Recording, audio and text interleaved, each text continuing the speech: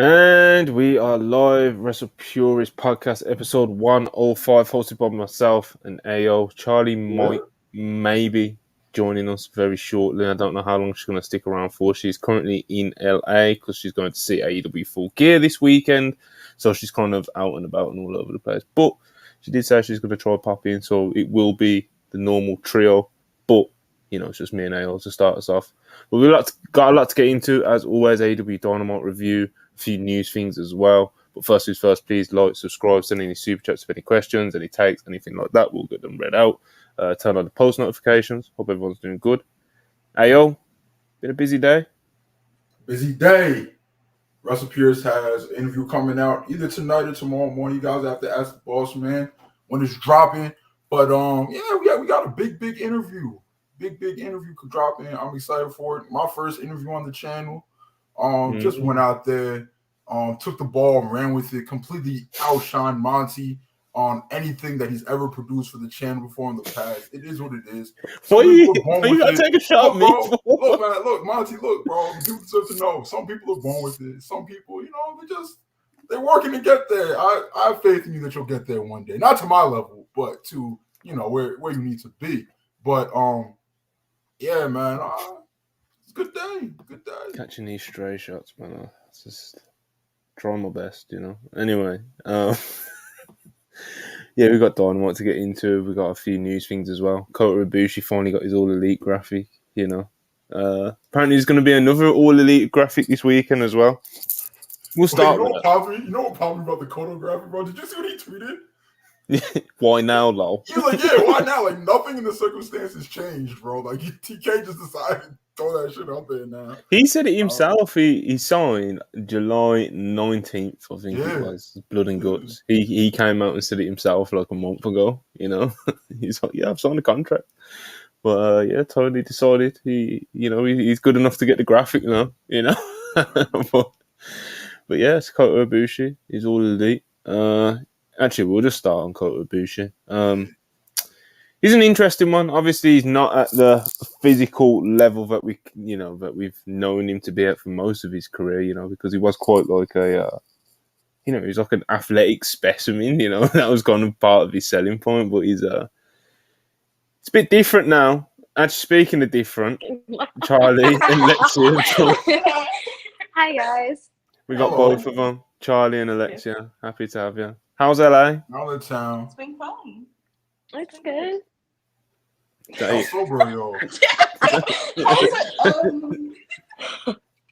Yeah. Oh, of course. Spritzers.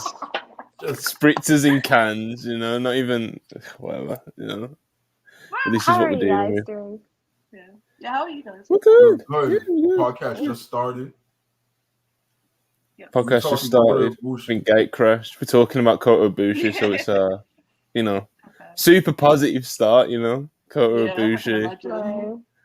I was just saying how, it's the grass isn't as green as it used to be when talking about Kota Ibushi, it's a little I'm still buying stock, brother. You're not turning me down. You're not turning me away from the Kota Ibushi stock. Bro, I'll sell you all the stock at a good price if you want it. Nah, buy it up, bro. I'm not selling a goddamn thing. I'm hoarding Kota Ibushi stock. Oh, it's gonna be a day where I'm gonna stand tall. Big AO will stand tall, and I'll be able to scream from the heavens that the Golden Star is back, and I never turn my back on him like Montel did from WrestlePurists. I'm gonna turn my back on it. I still love Abushi, bro. I want him to be great, but it's I'm willing to give him more time. Hopefully, he'll be like having more matches, and he'll get to a better place quicker. It'll just be me for a little while. It'll be alright. I just don't know where he's going to wrestle all these matches.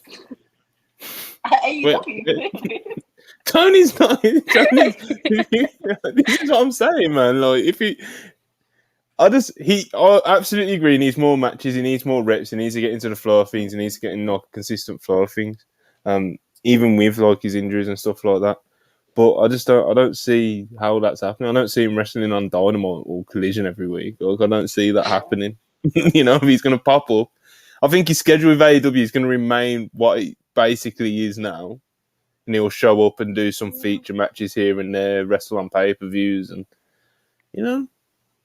we kind of I don't know. It's tough, isn't it? He's been through a lot. Our friend Abushi has, Nah, y'all simply have to cry. Did y'all not see that top rope golden triangle last night? That was beautiful. That was pretty nice. He can still do some stuff. He's not completely finished. Neck bumps, like Abushi's gonna be fine. Man. We just got need some time to get into the flow of things.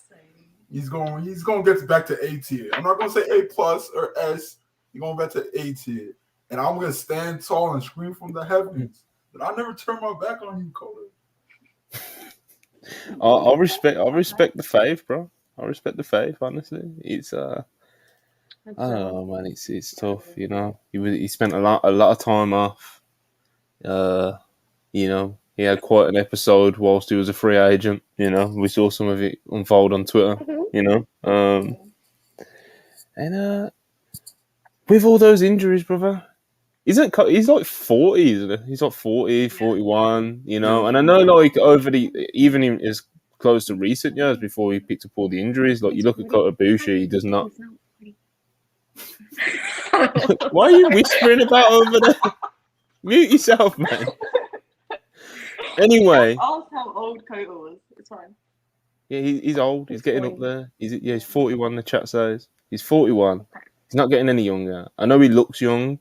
Especially when he was in the shape he was in before the injuries, he definitely did not look anywhere near 40. But that's the reality of it. He's 41. He's gone through a lot of injuries. He's definitely that bump card has been filled up for a long while. He even added some more to it last night. He's still going to be able to do stuff like even the stuff that AO mentioned yesterday. It's like it was cool. Taking all those bumps, sacrificing his neck. Again, but. It's tough. It's tough, man. But Ayo, I respect your faith, Alexia, where do you find yourself on Kota Ibushi? Do you still have faith? I still have faith just because I like being optimistic because it's like I feel like if he didn't 100% feel confident that he could go back to where he was, like maybe he would have not come back, because I feel like he just could have dedicated himself to it. But I don't know. I feel pretty confident on him, so I just have to wait and see. Oh, I hope just so. Wait. I hope so. Been waiting. Maybe it might take a little bit longer, but it's fine as long as. and he's learning TV wrestling on the fly, bro. Exactly. Yeah. Like, so he's got to get back. He's got to get back into the ring. Is he? Cruiserweight classes don't count. I think he kind of like just does what he wants when he goes out there, I don't really see him like looking for the hard carrying shit, It's Abushi, man. He's I love Abushi, but man, I wish I could share the same optimism, No, well, you're British, so it is what it is. Yeah, exactly. We'll chop it up to that, We'll just chop it up to that. Let's do a couple of super chats. Karan, as always, 200 rupees, appreciate you. I love the Orange Cassidy Moxley build of Mox becoming his unbeatable monster. Would it be more interesting to have Mox squash Orange Cassidy and build to the third where he finally conquers him, or should OC just win at Full Gear? I don't know where I love Mox. I love Mox. I love OC. Not really trying to see a trilogy here. I think they could both go and do more interesting things apart than do another program together. I think OC should just win here, get his big win, and then die by somebody's hand in a couple weeks, whether that be Roosh, Takeshita, or Swerve. If they're not gonna take him to the World Championship immediately, either one of those three, I'm cool with. Yeah, it's not. I've got no complaints. Orange Cassidy, it does feel like Orange Cassidy should conquer Mox here, Yeah. Yeah, that's probably where I'm at. Karan again, 200 rupees again, appreciate you. Hangman's promo was a highlight of last night. People say he's not good on the mic, but he has literally had 3 all-timers with this one. The Cowboys shit go home promo and the medicine is not working promo. Hey, man. People that say he's not good on the mic, they are being disingenuous CM Punk cocksuckers. Why always got to link CM Hashtag Punk? Because nobody was saying any of these things about Hangman Adam Page until Punk told them that he's no good, and they're like, you know what, Pepsi Daddy, you're right. Look what Punk's done to Manny's brain, bro. I want you. You can't. If you base everything off Manny, you'll be fucked. Everyone in the fire. I'm gonna throw Manny in the fire right now. Everyone in the chat. I want you to go to Manny's Twitter account and type in Hangman and scroll before Brawl Out and after Brawl Out, and you see how opinions change on a person. All right. Yeah. So these people are being disingenuous. You don't have to take them seriously, bro. Like Hangman is gonna keep like that. Like there's always been like the people that are just like, oh yeah, Hangman's great, but I have this issue with him, that issue with him. Like people like Monty, but he's British, like we mentioned before. So it is what it is. But yeah, like don't even take these people seriously, bro. Hangman could cut the greatest promo of all time. They'd be like, "Where's the Pepsi?"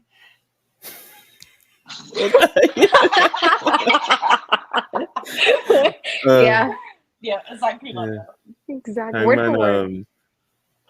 Hangman, Hangman's an alright promo, and he has very high peaks, like last night, But yeah, man. Showtime Spurs, $5. Appreciate you as always. I truly feel like I can't call the finishes to most of the full gear card. That's how it should be. I agree. Except for the one match that we really should be on our seats for. I feel like Jay White versus MJF, they've done every single trope possible to let us know that the champ retains here. But it is what it is. Yeah, we'll see how it plays out though. Again, I have no name. I have disposed of it. $1.99. Dark days are ahead. Snoop Dogg has quit Mary J. I think we're being swerved, bro. Yeah, I think this is promotion for something. Yeah, I don't believe him. Yeah, I think we're being swerved, bro. Like he said, I'm giving up the smoke. No, that's what he said. He said, I'm giving up the smoke. He didn't say I'm stopping smoking. It's I don't know, man. Maybe he's gonna I don't know. Yeah, he's gonna drop an edible brand with this. Yeah, I still think we're getting swerved. Maybe he'll go on like a Joe Rogan podcast or some bullshit. And tell us what he's going through. I don't know. Mike G, $5, appreciate it. If the new signee is Sami Callihan or Chris Hero, TK is going to get cooked. I don't think he should. And he should. I mean, I agree, but I don't think it will be. It's got to be Ospreay or Buzz. I kind of have a guess. Mm. But I don't know. I'm probably wrong. Yeah, we'll throw around some guesses after we got a couple more super chats and we'll throw around some guesses. Brainbuster 199, appreciate you. Hi AO, you're welcome again for reviving the books. What the fuck did you do? I don't know. Maybe you'll say in the chat. Dunmaz, $5, appreciate it. Abushi might not be what he once was physically, and time will tell if he will ever get back to it, but my man can still take a hell of a net bomb. I mean, yeah. Yeah, he did it last night, These are all facts. Absolutely. Massfan84, $1.99, appreciate you. As long as Abushi's still neck bumps, he's welcome in AEW. The neck bumps are over, brother. It seems like everybody's more optimistic about Abushi than Monty is. Take from that what you will. Yes. I'll be right back. I'm just real, bro. I'm just real. That's what you can take from that. You think I'm being fake? You think I'm being fake for the Golden Star? Hey. I just think that you don't want to admit it, when the day of when it's late at night and those edibles hit, bro. I know that you agree with me, bro. Yo, when the Golden Star is officially back, bro, don't run from it. Because Pentagon Jr. made Ibu look like an idiot last night. Did he? 2 weeks in a row now. 2 weeks in a row. And it got ugly for backup Hangman on the timeline. It got ugly for him. I don't know. I mean, he did say Penta was good and he had a good performance, Yeah. Anyway, bro, $1.99, appreciate it. Ibushi back Juice will vindicate AO State. Hey, man. No comment. Get him back in the lab. Brian Cage, get Abushi's number. Wilches and $5. Wilches and $5. Appreciate you as always. I'm sure it's Mercedes Moné that's coming in, but if it's not, Tony, just stop. And please don't bring in Ronda Rousey. That would be interesting, wouldn't it? That would be interesting. That's not bad. Charlie can't escape Ronda Rousey. Oh my god! I literally can't escape. Hello. There's not a single thing I would like to see Ronda Rousey do. Not a thing. I think we're muted. Are we muted still? No. We just had a conversation, Charlie. Like, how would that work? Right, Alexia, put it together. We're professionals, remember? Yeah, 6-star. I'm a professional. Yes, dude, I am a professional. I'm bringing it in. Okay. I just 6-star. about seeing Ronda. Lexi, Chuck Supremacy, WrestlePurists on top. Yeah, they're very good. WrestlePurists They're very good. You know, they're very good. We're very good when we're on separate screens and haven't been drinking. I mean, the people love it, you know? The people love it. People are popping, you know? And I listen to the people. That's kind of bucker I am. You have to go. We are. We're gonna get ready to go to Revolver. We've got to go get food and stuff. It's like all right. I know you don't want to be late to go see Ronda Rousey, so you know. Yeah. I don't want to be late. I don't want to be late. I don't want to be late to get some tacos. Oh my gosh! Wait, come here. Oh yeah. There's someone else with us. Say hello, everyone. Yo, hello, Lyric. What's going on, Lyric? Hi guys. Look at this trio. Okay. Look at this. Look at me. Make it closer. You too. Someone screenshot this. Right. You know? Screenshot this. Yes. An ad and lyric to the bit. But yes, we have to go because there's like about a 40-50 minute drive to the place where it's gonna be, and we still are gonna get dinner before. Yeah. And then we're gonna see Mox and Swerve. And hopefully he bleeds on us. Yeah. Well, yeah. We didn't have to go there, but yes. He will. Have a good rest of the show. He will. Okay. Listen, Have a good night. Guys. Thank you. We love Listen, y'all. much love. Good night. Good night. Someone Right. kicking it. Exit. All right. That was a fun running, you know. Alcohol was flowing, people that were on the spritzers, you know. They just can't handle it, AO, you know. Bro, why are Mox and Swerve, who have arguably the second and third biggest matches on the card tomorrow night? Why the fuck are they wrestling tonight, bro? Well, not tomorrow night, but Saturday night. Why are they wrestling on a Thursday? Oh, bro, I don't know, man. I don't know. The wrestlers, bro. I don't know how most of these indie promotions. Don't know how most of these indie promotions operate with these dates and stuff that they do. So GCW is the same. They'll just run random days in the middle of the week. You know, well, yeah, I don't know. But okay, let's keep it pushing. Right, Ricky Starks. I'm gonna say the same thing I said to Dwight. $4.99. He says, Monty darling, I'm flattered by your DM, but I'm sorry, I'm committed to my idea. Don't know. I'm gonna say the same thing that I said to Dwight in the super chat. All right, you get this one, you know, and I'll read this one out. But don't mention my names in these super chats, bro, because I'm not gonna read them out. But you get this one, and you get this one warning. Same that I give to Dwight. Stop. Keep it to Ibu and the rest. You know, Monty, bro, Monty. What are you DMing, Ricky Sarge? Oh, stop it. Stop it. Anyway, Chance the producer says, "What shows tonight?" They're going to see Wrestling Revolver. Yeah, Wrestling Revolver. A bunch of decent names on the card, so we're gonna have fun. And we're stuck podcasting. You know, this is where the real business gets done, people. Fun time's over. All right, down to real business now. Tony Khan announced that there will be a new signee being revealed at AEW Full Gear this Saturday. He said something like it's someone that is widely respected by all of AEW's fans. It's one of the best wrestlers in the world, or something along those lines.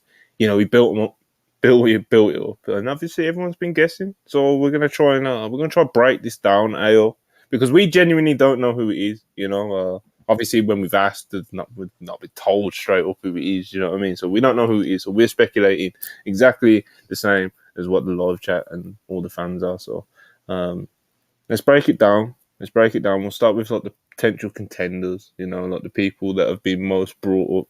So there's Mercedes Moné. There's Will Ospreay. Yeah.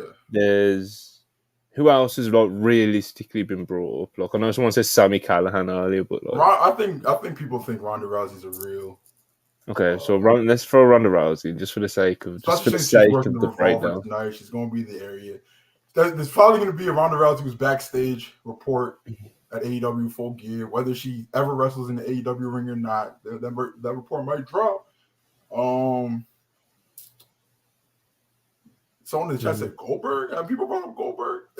A few people brought up Goldberg on the tweet on the account, so I guess you can throw him there. So Goldberg, Vikingo.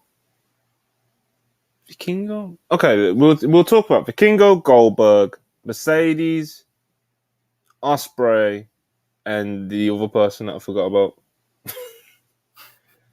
Who did I say, bro? There's Dolph. There's Dolph as well. But all those people I said Shibata as well. Shibata, I think, is a very real possibility as well. Fuck. All right. Mercedes Moné. So Fightful has basically found out that, you know, like some word around the company is that basically a lot of people, basically, I'm going to read it word for word. AEW talent themselves are speculating this week between a number of talent, including Mercedes Moné being brought up. Though we've heard as far back as August that there were working plans for the two souls to work together, the plan isn't to announce her this weekend at AEW Full Gear, if people in the company are to be believed. So that's kind of something going against Mercedes. That don't necessarily say that Mercedes definitely not coming, but, you know, it seems like the talk within AEW is that they don't believe it's going to be... you know, amongst the talent or whoever else Sean spoke to. People don't seem to think it's Mercedes, so that's kind of... that might write her off for some people. What about you, Ayo? Do you think that writes her out of the equation? Or maybe. I don't know. When everybody thought it was going to be Mercedes at the forum, AEW explicitly did not go out of their way to write her off. So I don't think it's going to be her, but I don't know. Don't trust anything that comes from AEW right now because it's just who fucking knows? Oh, bro, they're strong. I don't know. Who knows, man? I just don't think it's gonna be Mercedes. Yeah, Mercedes. I think Mercedes is still hurt. So I guess so. If they wanted to, if obviously they've agreed terms, like the tweet says, you know, if it is Mercedes, obviously, you know, if she comes out with a walking boot on, you know, I don't think she's out the boot now, but I don't think she's like fit. So if the rumblings are to be believed, that first time that we saw Mercedes and people were like, oh, no boot, that was like 2 weeks after we were told that she was in a boot. So I don't think she's fit to wrestle right now, whether she's hurt or not. She still gotta get back into ring shape and all that. So I think it's Billy Goat. I think it's William Ospreay. I think this is a very strange way to bring him in though, because he's still a champion at New Japan. They might announce some kind of new hybrid contract where Ospreay is still expected to do dates, like he would still like do the big shows and whatnot, but he's an AEW guy. I don't know. What do you think about that, Monty? I think that Ospreay is kind of that was my first assumption, you know. And I've not really seen much else to kind of deter me from it, to be honest. So like, Will Ospreay is definitely kind of like my number one guess. But yeah, I agree. I think it is weird if it is him to do it this Saturday, you know, because like you said, he's still got dates in Japan. He's still got the title, which you assume he's going to drop at Wrestle Kingdom. Right. As far as we're aware, according to reports and stuff, his contract with New Japan doesn't actually run out until, February, the end of January. So, like, it would be weird, but obviously AEW and New Japan work together, and New Japan knows if he signs with AEW, they won't completely lose him. So maybe they have figured something out, but that'd be a weird thing to figure out because what's the urgent rush? Why do you need to? Yeah, that's why I was just like, why, because from what we're told, New Japan isn't very that they're still feeling the effects of the pandemic right now, money wise. So they don't have millions of dollars to offer Will Ospreay. They have millions for Okada, they have millions for Tanahashi. That's it, bro. Like they can't pay him what he's worth. AEW can. They understand this. Maybe they approached TK and was like, there's something to be worked out here. Right? Something to be worked out here. Like in the same way that Stardom didn't have a chance in hell after. Bro, why is Rob being so dramatic? Bro, just pull yourself up. Like what the fuck is he talking about the project? And the way Stardom couldn't pay Mercedes. They're like, oh, Bushi Road's gonna foot the bill. She's gonna work New Japan days. She's gonna work Stardom days. I can see it being a very similar thing with AEW. Yeah, maybe. What you thinking, Rob? Yeah, we can hear you. Hey, man, as Chris tweeted last night, the yen is down. So, I don't know. But I'm hoping that this Saturday could be somebody, I don't know. Who do you think it is? Who I'm hoping it's not. I'm hoping it's not Sammy, and I'm hoping it's not that other nigga people been talking about. I'm hoping it's not them. Wait, who's the other nigga? Wait, who? It was one other nigga they've been talking about in group chats, bro. I forgot. It was either Sammy or somebody we were talking about earlier today, AO. But fuck, bro. I hope it's not one of those two niggas. I hope it's not Ronda. I'm hoping to God it's not Riddle. Because that was some shit I was thinking about. Nah, this morning. Riddle's still on his non-compete anyway. Yeah, like, all those Fed people that people keep throwing out, they're on their non-competes. Oh yeah, Chris Hero. People been throwing out Chris Hero. Oh yeah, Chris Hero. First of all, he already works for AEW. Yeah. Second of all, Tony Khan, it won't be safe for you on the timeline if it's Chris Hero. Yo, I'm gonna let you know that right now. But I'm thinking it's gonna probably be somebody else. If it's not Ospreay, then I don't know who would be one of the best pro wrestlers in the world that they've signed.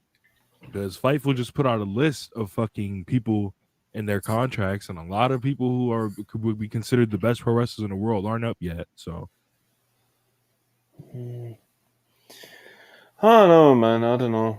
Obviously, we don't know. That's why we're kind of speculating who we might think it is. Will Ospreay seems to be who we're realistically kind of hoping for, especially if Mercedes, the recent report from Fightful, and also with us working under the assumption that Mercedes is still injured. Other names, of course, Ronda Rousey's been brought up by a few people. I don't think it'll be Ronda Rousey with the way that Tony Khan put it over. I don't think we need to kind of Ronda don't move. Bro, Ronda don't got movement like that no more, bro. They post her indie dates. It's not 2016 anymore, bro. They post her indie dates, and in 10 minutes they only got 20 likes, bro. It's over. How many tickets do you think Wrestling Revolver sold tonight because people in the Southern California area heard that Ronda Rousey was wrestling? How could you watch her performance at Survivor Series last year and be excited for any wrestling match she would have? It's still Ronda Rousey, isn't it? And I guess that's kind of the work. Yeah, that's what I mean. Like that would, I can see like that's the working assumption for why bookers would like go for her. Like, no one's expecting her to go out there and have like 4-star like indie match, But it's like, some people might still get tempted by that old name value that she had, but. She's still people still know who Ronda Rousey is, but she's not a hot name right now. She hasn't been for a hot minute, like especially ever since she had a child and the second run in WWE. Like I think at first it done some decent numbers, but towards the end, people just did not care for her, bro. Like it's kind of just how it played out, unfortunately. I know, and then at least she put over Baszler at the end, But like, has and I'm genuinely asking this: has Shayna done anything since? I mean, she's you can tell Triple H likes her and keeps her like around in like in the scene. Like she's always like one good win away from a title shot. I think she was the last person to get eliminated in the battle royal for the world title shot the other day. I know, obviously, that's not like fucking, that's not exactly pinning Trish Stratus in the middle of the ring or something. But, she's far from forgotten about. Let's put it that way. Yeah, and he doesn't like bury her like in the 5-way at Crown Jewel. She had a big spot in the match, so she doesn't. She's just around. What about Nakajima? No, bro, because I'm a big Jima agenda pusher, but you can't put out a tweet like that and then debut a talent that has like 50,000 Twitter followers, bro. Like it doesn't work like that. Like it has to be somebody that like what percentage of AEW's audience watches pro wrestling Noah, bro? Like be honest. How many do you think's familiar with Nakajima? Because I'd say it's about 50. It would be around 50 because like there's the big New Japan fandom, right? And he did do a couple G1s, so like they would be familiar with him there. But it's just like, no, bro, like you can't, and you're setting him up. Don't set my guy up because he will get flamed if it's him, bro. Like we here at Unpurists don't want to see Big G-Man anywhere but New Japan Pro Wrestling. New Japan Pro Wrestling. I'd like to see him in the Continental Classic, to be honest. Yeah, me too. That would be awesome. Yeah, we spoke about it on Monday, I think. Like just because he'd bring out that killer vibe, like you have him squash someone, like he just KOs someone in like 30 seconds, and it's like fuck. Everyone's got to watch out for Nakajima, and you could do some cool stuff with him in that sense, Got Brian in there with a broken face, Nakajima just fucking... Nakajima just slaps the shit out of him. This is what I'm saying. You can do some cool shit with that. What about Vikingo? I saw his name come up in the chat. He's familiar with the AEW audience. A lot of people are very high on him. Is he free from his... one of those people. But you can't have somebody who's on AEW television and just gets thrown on graphics for like title defenses, whether it be AAA title defenses or whatever, or gets thrown on ROH graphics, Rampage, whatever, and then be like, oh, guess what? It's a huge deal. They're officially signed now. No, bro. Like, drop a tweet. We'll all be very excited for the tweet. I love Vikingo. I think he has a huge future in wrestling. But like the way that TK structured this tweet, it's supposed to seem like an outsider is coming in. And I don't think anybody will call Vikingo an outsider at this point. He's basically all elite. He gets booked more than how much of the roster, of the signed roster. Like, do you think it's like? Would you say? Because this is what I would say. Would you say it was like it would be somebody who we've never seen wrestle on AEW television before? No, like, I wouldn't say that. I think it's Ospreay. I think it's weird with the whole like timing, and he's still a champion in New Japan. And like, why do it now and stuff? But who knows? Obviously, I mentioned earlier all like the WWE releases recently. So like Dolph Ziggler's been thrown around, and like Dolph Ziggler's great and everything. I don't think he quite fits the tweet, although he's very highly respected. But I don't think he can't. If he's got his 90-day no compete, he can't. And I very much doubt that like WWE will be like, oh yeah, we'll just let you go AEW and waive the no compete. I very much doubt that happens. So that takes them out of it. That would be very TNA-ish of AEW to hype up over the hill WWE mid-carder with that kind of tweet and then like debut him and stuff. Yeah. And I like Dolph. Like, if you follow him Purist, we've decided that he's better than Bret Hart all time yesterday. It just is what it is. But it's a game too. He's better than Bret all time, honestly. We literally said, if you have ever seen a clip of Bret Hart more gas than this, drop it and we'll all delete our accounts. Nobody even attempted. Nobody tried. All right. so you can see. There's no point with the role that you was on last night or yesterday, whenever it was. What's the point? Someone replies to you with like Brett versus Austin, and you're like, you know, like, what's the point? One day there will be an official Unpurists episode. One day where we will list and rank. We will list wrestlers, the hundreds and hundreds. Why of do you wrestlers hate Bret Hart, man? That are better than Bret Hart all time. Why? I don't hate Bret Hart. We just tell the truth.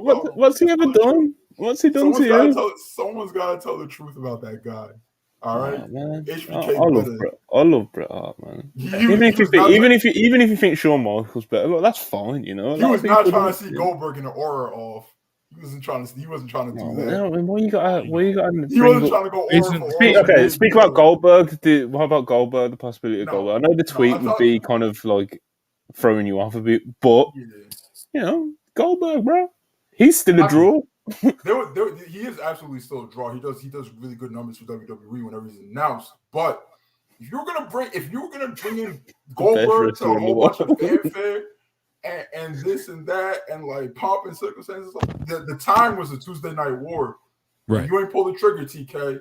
So bring Goldberg in if you want, but you can't. I don't want to see no kind of big rollout for him, bro, because you had your opportunity and you blew it. So the only thing I could see a big rollout for, and I said this the other day on Tuesday, the only thing I could see it for is if he does something with Sting, and that's it. But other than that, I don't know. Goldberg and Sting, see, Rob, you might be. Even then, it don't match the tweet though, but it's just you know, it's TK's burnt out his always for Sting goodwill when he brought in Flair. Yeah, because you don't got another odds. Because a lot of AEW fans like Chris are like Goldberg is gas, but then you got a lot of subsection of AEW. Goldberg, man. Yeah, but there's a lot of AEW fans that used Goldberg as a laughing point, like as a point to like mock WWE in the past. So it's like, and obviously those are the type of people that'll switch up just like that. But it's just like, you know, to me, I'm not really trying to see Goldberg, bro. Like, all right. Short on Spurs suggests with $2.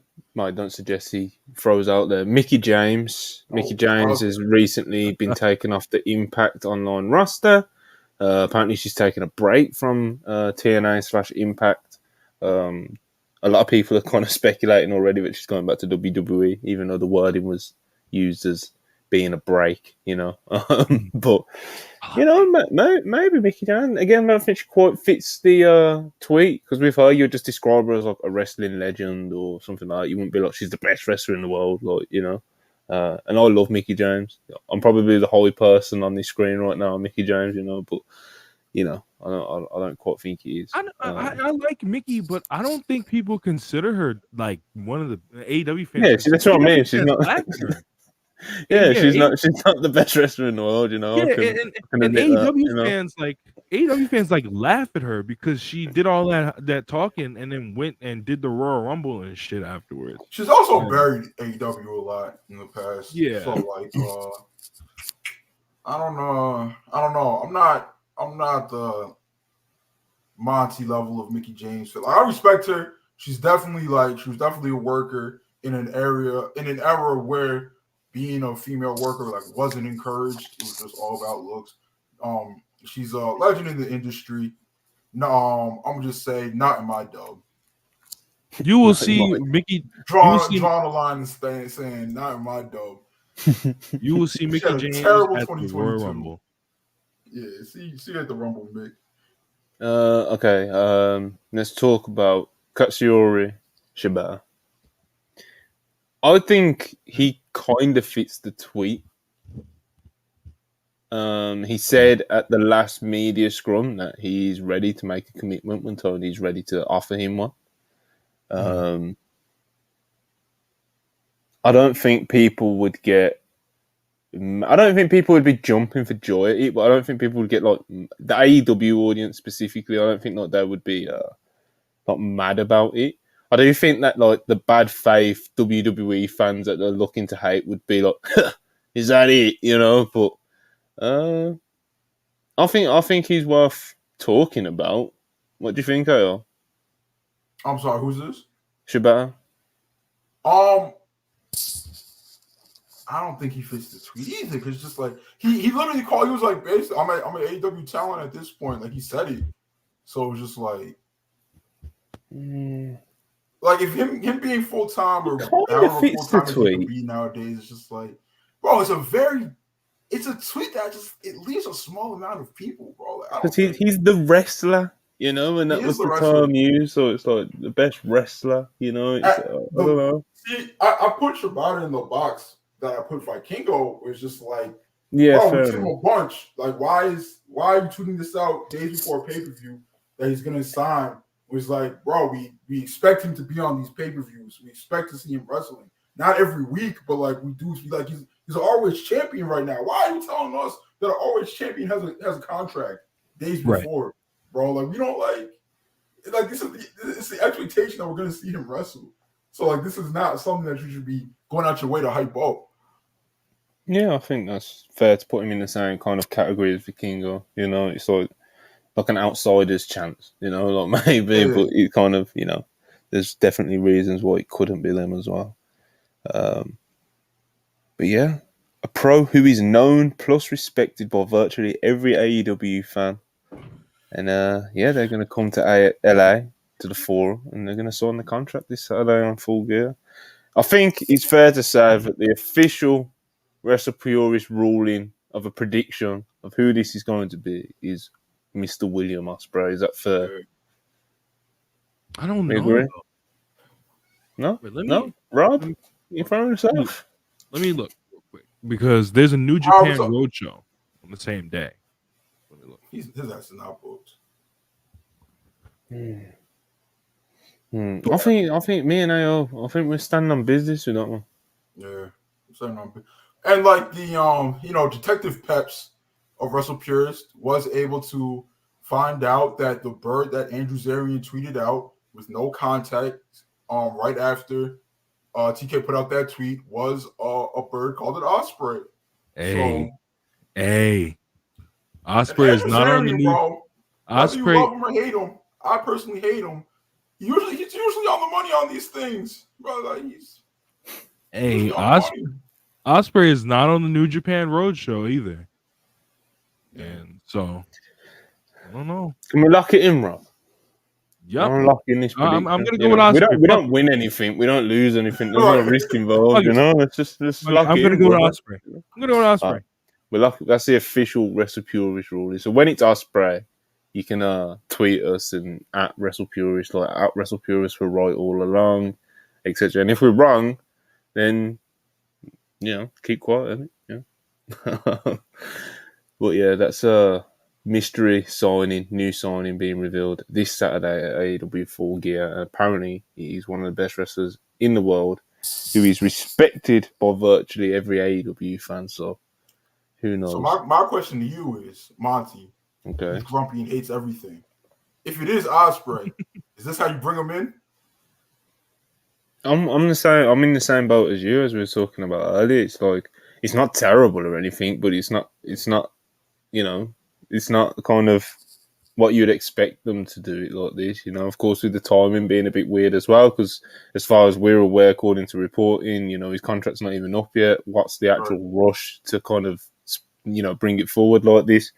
So it's hard to say. You know, maybe they do an angle with him signing the contract. I don't know. You know, so.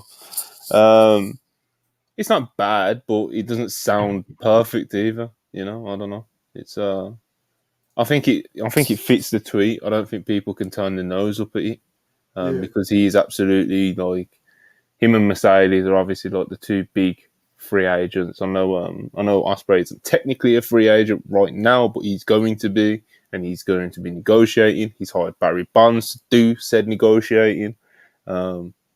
So, you know, he's one to watch, of course. Him and Mercedes, I'd say, are the top two. So signing him, of course, is a big win for AEW. So, especially if you're locking it down this early as well. Look, he's not even letting his contract run out. That means, obviously, he's not even... That would indicate that he's clearly not that interested in WWE. Don't you think? Yeah. So, I don't think he was ever that interested. I like, call me Mark. I don't think he was ever that interested in WWE. I think, would he have gone there? Yeah. But I think he was just like AEW. I think he was going to listen to WWE, Here what they were going to offer. Here the 2.5, 3 million, whatever they were going to offer. Be like, TK, this is what they offered. You going to match it or what, big bro? Like, I'm trying to be part of the team. And then TK had the chance to offer. Shook hands, and it's done. That's how I figured it's going down. I might be a dumb mark, but I don't know, bro. Like, Ospreay is a wrestler who's clearly enjoyed his freedom in the wrestling business. New Japan pays him a lot of money nowadays, like relatively to the rest of their roster. He does not need to be taking indie dates. He does it because Did I call Barry Bloom Barry Blonde? Just saying. Did you? I didn't notice. That's what the chat Barry says. Bonds is crazy. I didn't notice. Barry Bonds doing any like Ospreay makes hundreds of thousands of dollars a year right now. Yeah. He doesn't need to take indie dates. He does it because he wants to. He doesn't need to be working Impact tonight against Josh Alexander. He does it because he wants to. He's like the bird he's named after, bro. He's trying to spread his wings. Also, I think it's also going to play a part into him seeing that, damn, Eddie Kingston is a part of AEW, he can still work a G1. So, I mean, it might entice him because he can still work a G1 if he wants to. We'll see. Yeah. Y'all know where I want him. If I was with my ass not working no more G1s unless I'm winning, bro. Right. Y'all know where I want him. So, you ain't gotta. But this nigga Rob was telling me how Rob wants him in the PC. I was like, yo, Rob was telling me, he's like, yo, this is how I book Will Ospreay's NXT run because he needs a couple years down there to like the hard cam, brother. No, I'd have working Von Wagner. 15 months in, I'd finally put the NXT title on the kid. He earned it. No, if he shows up at NXT, he's got to win both belts at one time, first night. So he's not showing up there. Oh, this is interesting. Ospreay winning the Continental Classic, so like maybe bringing the announcement forward if they have agreed with Ospreay. So we can go on. Not only am I all elite, I'm in this tournament, and he's gonna be like, "Yo, I'm winning this whole thing. Like, I'm fucking Will Ospreay, and I'm here." That would be a great way. Like people are saying, I know Ibu was one of them. He was like, the way that you get this tournament over, like, and make it a point to AEW. This is important. Is tournament final be Omega versus Danielson? And I agree. That's a great idea. But in the same vein, Omega versus Ospreay 3 is like is the same level in my opinion to me. Ospreay versus Danielson 1 would be a great way to get the tournament over. Have Ospreay go over so all three of those matches, bro. Like, I don't think it could go wrong. Ospreay versus Danielson would be like filth. As Joe Hulbert would say, you could get him took off the air. You know? My scale's starting with 6 on that one, brother. Starting with 6, and they're gonna have to prove me wrong. Bro, do you know how fucking also do you know how crazy it would be if Ospreay could say, yo, I had the best matches in not only the New Japan G1, but the AEW G1 in the same year? Listen, that's what we'd be going for. Ospreay's a legacy wrestler, brother. You know, bro. I've said it already. Like, he could retire today, and in my opinion, he's top 10 all fucking time, bro. Like this motherfucker, bro. When I seen him throw that ball, brother, his match catalog's like absurd. Like he's probably when it's all said and done, he'll probably have like the best match catalog ever in terms of like just on paper, match by match by match. Obviously, what the matches mean, etc., etc. Yeah, that's always up to debate. People and whatever. But even when you throw in against careers. Even when you throw in like we all know, like Dave loves Ospreay matches, you know, and sometimes when he gives him 6 or 5.5, you can be a bit like, all right, Dave, you know. But even when you take that out of the equation, his match resume without the 5 stars or the ratings or the cage match ratings, his match resume is still just alien. You know what I mean? Right. It's fucking crazy. So, and it's building at a mad rate. Like some people are saying 2023 is the best year of his career, you know. And, That's right now. He's added however many matches to his The thing about Ospreay, right, that I think makes him the best wrestler alive today is like he could literally pick anyone. Anyone. He'd be like, Pretty Peter Avalon. I'm good. I'm here. I'm gonna give you the best match of your career. 4.25 in the Observer. Easy. Not even gonna bring the sweat. And he can fucking do it, bro. Like that's how good he is. So he's a freak, man. It's we're not playing around with some short like some ideas for shorts to put on the channel, just like quick little videos of like top 10 videos and stuff like that. So one of them will be like the top 10 matches of 2023 according to Cage Match. And looking at this list now, out of the 10 matches, 1, 2, 3, 4, 5 of them belong to Ospreay. Bro, he'll probably sneak in one more before the year's over. It would not surprise me. What's number 10 right now? Is number 10 an Ospreay match or no? Yeah, it's number 10's an Ospreay match. Like you would be bumping himself out, but still, bro, like yeah. He's an animal, man. He's an animal, and he's on crazy form. He had the best Marufuji match I've seen in like forever. He deserves it, man. Bro. Yeah, no, even that, and that's not even like. Is that even like a top 10 Ospreay match this year? Nope. Like, is he? Like, probably, maybe, but I can't say with absolute certainty. I know some people will, some people won't. But I mean, if you want to lean into like the whole, what does it mean to people, and like the story and all that, like yes, then that puts it over. But bell to bell, would you say that's top 10? Ospreay, I don't know, bro. Like I might be able to pick out 10. And that's crazy.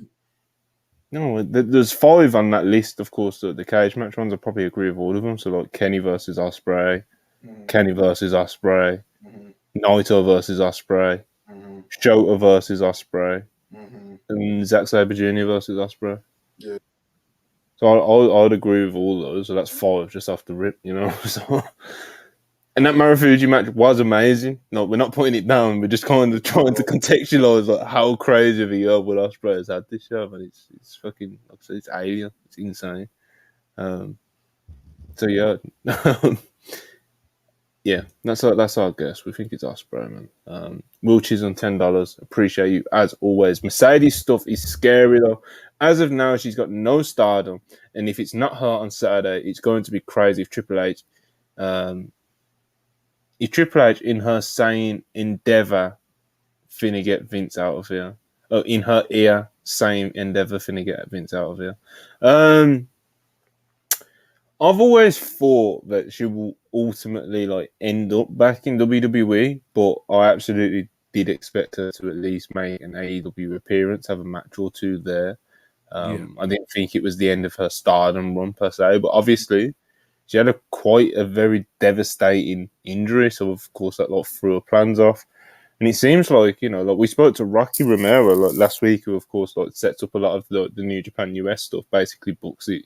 It seems like they're just kind of obviously people can lie and stuff, but it seems like the impression from everyone is like everyone's just kind of waiting for her to fully heal and see what she wants to do, which could be fucking anything, because the impression I get from other people in the business from Mercedes is that she can be quite unpredictable and stuff like that, and she just kind of does what she wants. She goes with the flow and what feels right to her in that moment. So, yeah, who knows, man? Who knows what's going to happen with Mercedes? I've been told by people that should know in the AEW that Mercedes will wrestle in an AEW ring. I don't think that she ever signs a contract. I wish she would, but I assume she goes back to WWE one day. But she said that she has a lot to do in Japan, in other promotions, and it's not going to be just a short fling. And she hasn't gotten to do it yet. She's had 4 or 5 matches. So who knows if this whole ankle thing is speeding her back up towards signing with an American company, or being like, no, I still have a bunch of stuff that I need to do before I even consider going back. Mercedes is still very young. I think she's 31. She's younger than Bianca Belair. She has all the time in the world to go back to WWE if that's what she wants to do. Or she has all the time in the world to sign with AEW if that's what she wants to do. I think people keep thinking that a permanent Mercedes decision is coming soon, guys. whether it be one or the other. And that's not true, bro. Like, she has shit to do. Like, Hollywood just opened back up. She's gonna need to go shoot Mandalorian season 3. And for people that watch that show, her character is definitely gonna have a bigger role this year than the seasons past. Like the first season, like she might have had like 3 lines, and then this season that passed, she had like more of a part. And then next season, she's probably gonna be like a semi-regular character if you follow the show. So it's just like, yeah, she's a big star, brother. Like, she's got shit to do. She's got stuff to do. She did say in that video she posted like last week, she said she will be doing something with a wrestling company in 2024. She just never laid out which one it would be. So Yeah. I'm not even sure she knows it, you know. But yeah, she's got no Stardom or New Japan dates booked. Obviously, nothing's announced for AEW as of yet. WWE, of course, nothing's announced or even reported in that direction as of yet. But yeah, the people around Mercedes do a pretty good job of keeping things quiet, which is refreshing, you know. Like, I'd love to be able to message someone within her circle and get the scoop and stuff. You know, it'd be great for WrestlePurists, you know. But like at the same time, you know, especially in recent years, it feels like every wrestler just kind of runs to their favorite dirt sheet to kind of just tell them everything, you know. But Mercedes, there is still like, you know, what people say about like Brock Lesnar. There's still kind of like the mystery and the like allure of like who is Brock Lesnar, you know. Like there's a little bit of that with Mercedes too. So, you know, we'll see what she's gonna do. But I think she's very unpredictable. So nothing would surprise me. Like nothing, you know. So Isaac Newton, interesting. $5. Gravity is greater than Bret Hart. Do one month. Hey, bro, there might be something here to that. Let me check out Gravity's match catalog, and I'm gonna get back to you, Sir Newton. What do you think, Mont? What do you think? I'd be inclined to disagree. Quite frank with you, mate. Oh, it is what it is. I've never seen Bret do a flip. So Jizzle, $4.99. Appreciate you as always, brother. SRS reporting it's not Mercedes really helps Tony Khan avoid another big own goal. Disappointed reaction could have been bad.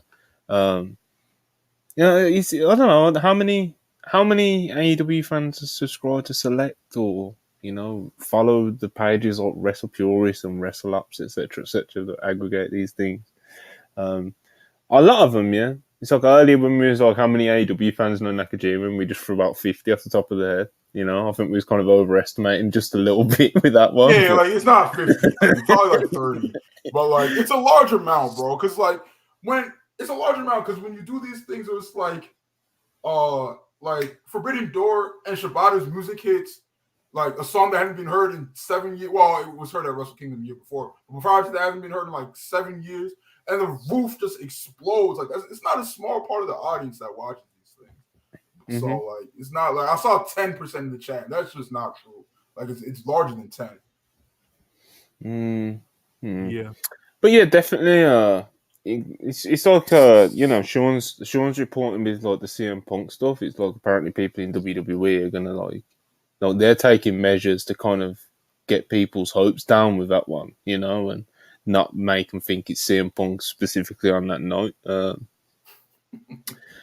you know, we'll see what happens there. Some people still very much believe it will be CM Punk showing up at Survivor Series. But, you know, it doesn't seem... the reports definitely aren't reflecting that. So, you know, sometimes they're wrong. Sometimes they're in the dark on these things. But I'm not getting that impression with the Punk thing.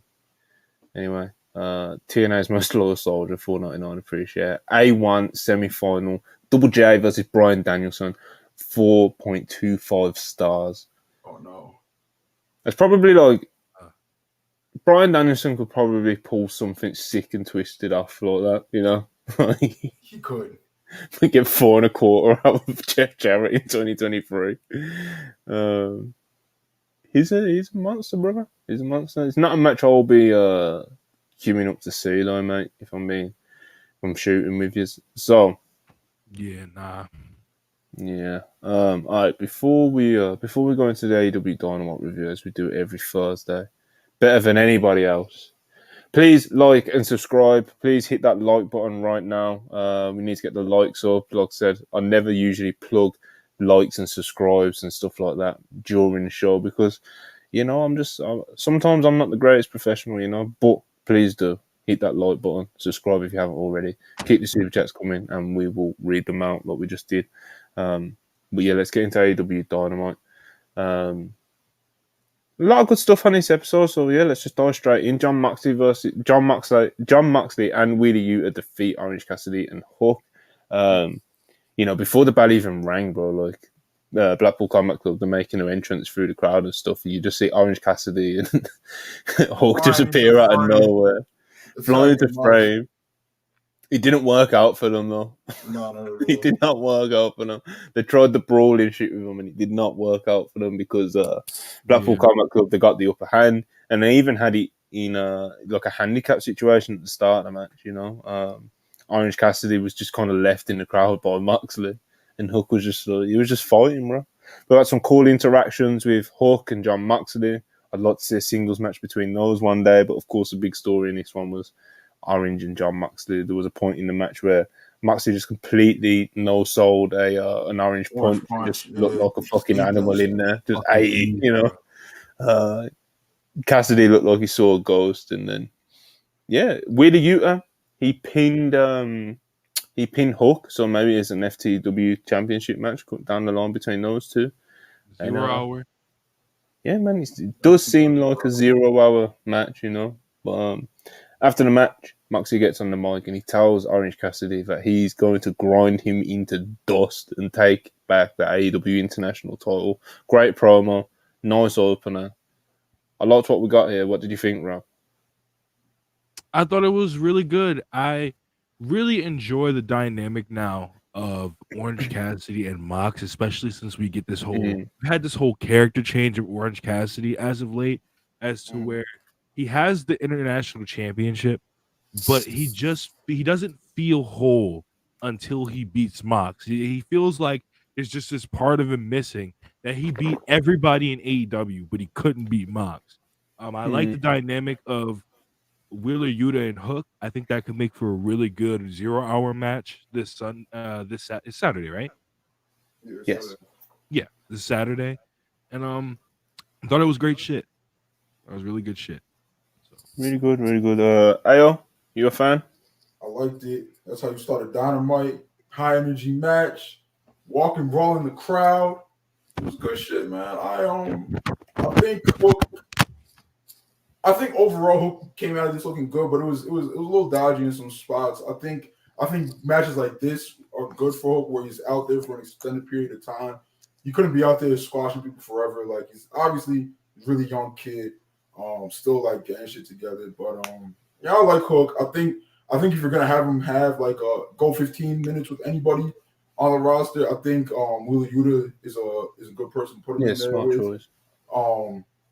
So that's definitely a match that's a match that Hook fans should be excited about because Yuta will make him look good and stuff. I'm excited for Mox versus OC too.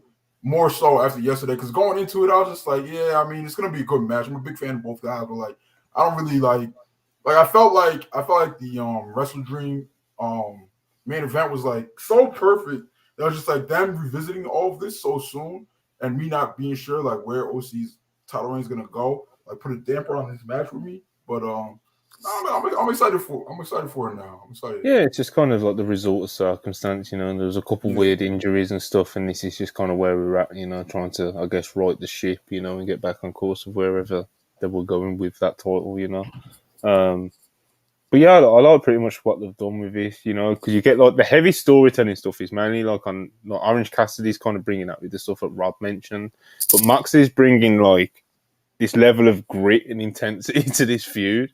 And he's like actively cutting great promos like the past couple of weeks, and that's like you bring those two things together, and you've got like telling a decent story here, even though it did have like a, going into it, it wasn't exactly what I was like hoping to see, but like I just said, matter of circumstance, and I'm not complaining about it. But yeah, I think it was good that AO noted this is how you start Dynamite. brawling through the crowd, top stars, people who everyone like. Moxley and Orange Cassidy are absolutely two of the top stars. Hook and Newt are their partners, and obviously that's how they're viewed in this match. But, top stars out there, brawling through the crowd, hot match, decent match to start the show. And that's how it should be done, man. All right. Hangman Adam Page, and Swerve Strickland in ring segment. But yeah, a lot of good angles in this feud so far. Page and Strickland, it's been a good feud, man. And Page did not hold back whatsoever here. I know a few of us have been calling for Adam Page to be a bit more fired up, in this feud, because of course what Swerve has done to him throughout this feud, and he cut that really fired up promo backstage, and we loved that. Like, it was a great promo, and it was just showing the energy that we wanted to see. This was that taken to another level. Then you put it in front of a live crowd as an in-ring segment as well. It makes it even better. Swerve, I don't even think he said a word in this segment. No, not the entire segment. It was all like facial expressions and like body language and all that. This was an amazing segment. When they both got out there, Swerve had the bigger pop last night. When they both got out there, you could tell the crowd wanted to cheer Swerve. They were cheering him. And then Hang got Adam Page, bro. He got to talking. They started booing Swerve. They started chanting cowboy shit, bro. They cheered the cowboy. They cheered him beating up the beloved Prince Nana, bro. Like, this is a real baby face, bro. He just shits on Stan Hansen's whole legacy, bro. Like, he's so much better than Bret Hart. And yes. He's a real cowboy. Professional wrestling. Straight shots everywhere. You want to talk about cowboys and professional wrestling? Rest in peace, Terry Funk. Stan Hansen, you can't see Adam Page. All right, you simply can't. All right, JBL, if I tell you what you need to do to yourself, WrestlePurists will get kicked off the platform. All right, we heard what you was doing in them showers, JBL. All right, and Hangman Adam Page is never wrong. They're just out there having godly matches, nigga, having godly matches, cutting godly promos. The protagonist of AEW is back. Yeah, man. Hangman. This is I love Hangman in this mode. This is the mode that I think he should just like be in, No, obviously he's not always going to be like this pissed off, but I just mean like this mode, this level of seriousness and just, kick-ass ace. Like, that's kind of the best thing for Adam Page, But he didn't hold back at all. He was talking about like Swerve's fiance, like leaving him and stuff like that. Like, he tried to cut deep and get personal with him as well. And there was an agreement before the segment that the two guys won't touch each other. If they touch each other, the match will be called off or something like that. There was some sort of consequence as well. So Hangman, like I said, he just kicked the shit out of Prince Nana for a bit. Rob, did you like this segment? Yes, I really did. I felt like it really just shit on a lot of the discourse that was going on during the day. Talking about Hangman is not really a main event act. And Hangman can't really, his reign, bro. The thing is, people would just forget that during his reign with the AEW title, there was a long period of time where he was like legitimately frustrated that he wasn't getting booked, and so you can't blame his reign for being bad if he's not fucking being booked.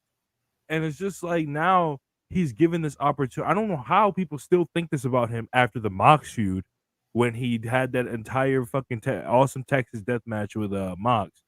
But now we're finally back to people acknowledging Hangman for the fucking beast that he is. And hopefully this will lead to something with the AEW title down the line, or some sort of AEW gold down the line. Bro, people shit on Hangman's feud. And I asked him, I'm like, at what point did he personally drop the ball? Like, you act like he went to Tony Khan and was like, the way that I see my reigns being booked is that we have an entire Dynamite. I don't appear once, and in the last 7 minutes, my music hits, and then whoever I'm fighting that week coming up, their music hits, and then we brawl for a little bit and then match. Like, that's not how he planned his reign. All right, that's what he was booked to do. When was he put in these big spots and drops the ball? Because every time you give Hangman the mic to stand in the middle of the ring, like, yes, like Monty doesn't like the friends stuff that goes on, at times, but there's a lot of people that love it. You know what I mean? And that didn't even happen during his title reign. He could have been this kick-ass babyface the entire time. He could have been this version that he's shown against Swerve this entire time. He could have been this version he's been shown against Mox this entire time. Tony Khan's the booker. He's not booking him to do that shit. It's been a weird time, but it's because like you've got like because you had like his amazing ascension to the title. Like it's arguably like a lot of people still to this day like it's the best thing AEW has ever done. It's Hangman's rise to the AEW World Title and finally defeating Kenny Omega for it. And so you had this, and obviously that's great momentum to have. Like he's on this high, and then he wins the belt, and like he had a reign, and he himself, when he had the ball to run with, he done good stuff with it. Like the actual matches he was having, his performances were brilliant in them. Obviously the Bryan Danielson one sticks out, but even down to like the Lance Archer stuff and stuff like that, he was great performances in all those matches. He gave Cole a good plunder match. I don't think Adam Cole's ever had a good plunder match in his life until Hangman Page gave him one, and the promo that he cut on Cole for the rematch, that was amazing. That was like he tapped into that unhinged, like, bro, like keep fucking with me, I'm gonna kill you energy. And we love to see out of Hangman.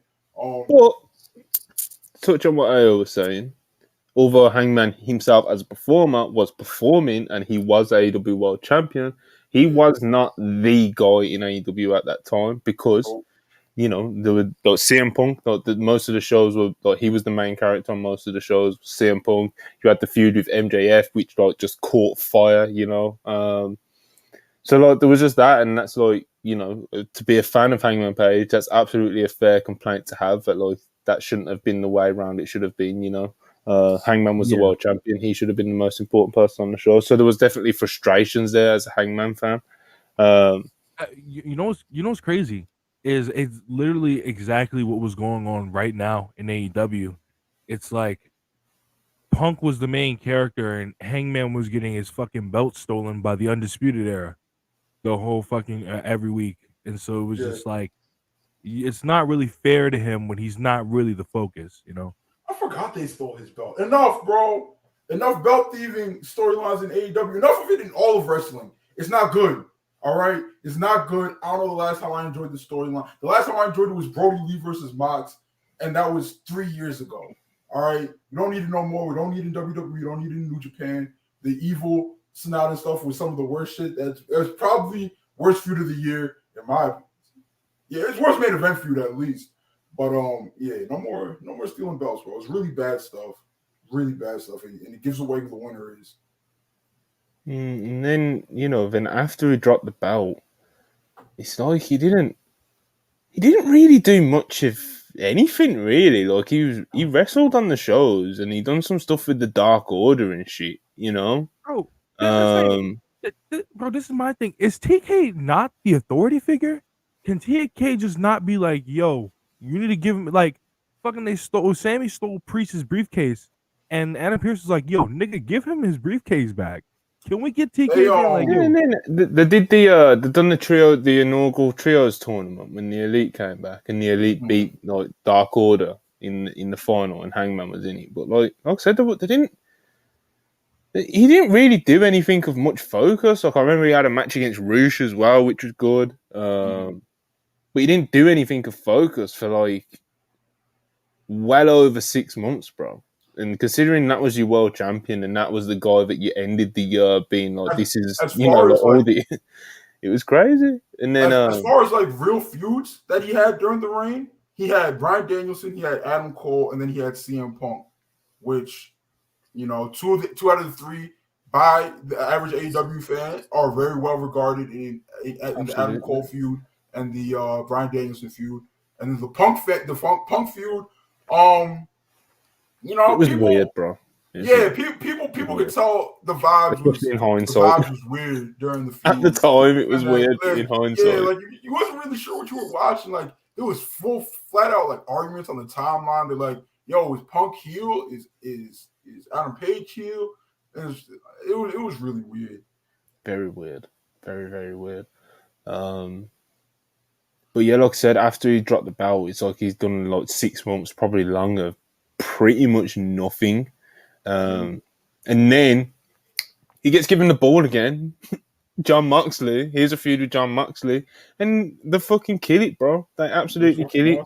And so yeah, like I said, bro, performance-wise, Hangman does always live up to the mark in that regard. I would never take that away from him. Yeah, and obviously this Swerve feud now, it's obviously he done some stuff with the Elite and stuff like that, and he got back into the mix again after the Mox feud, you know.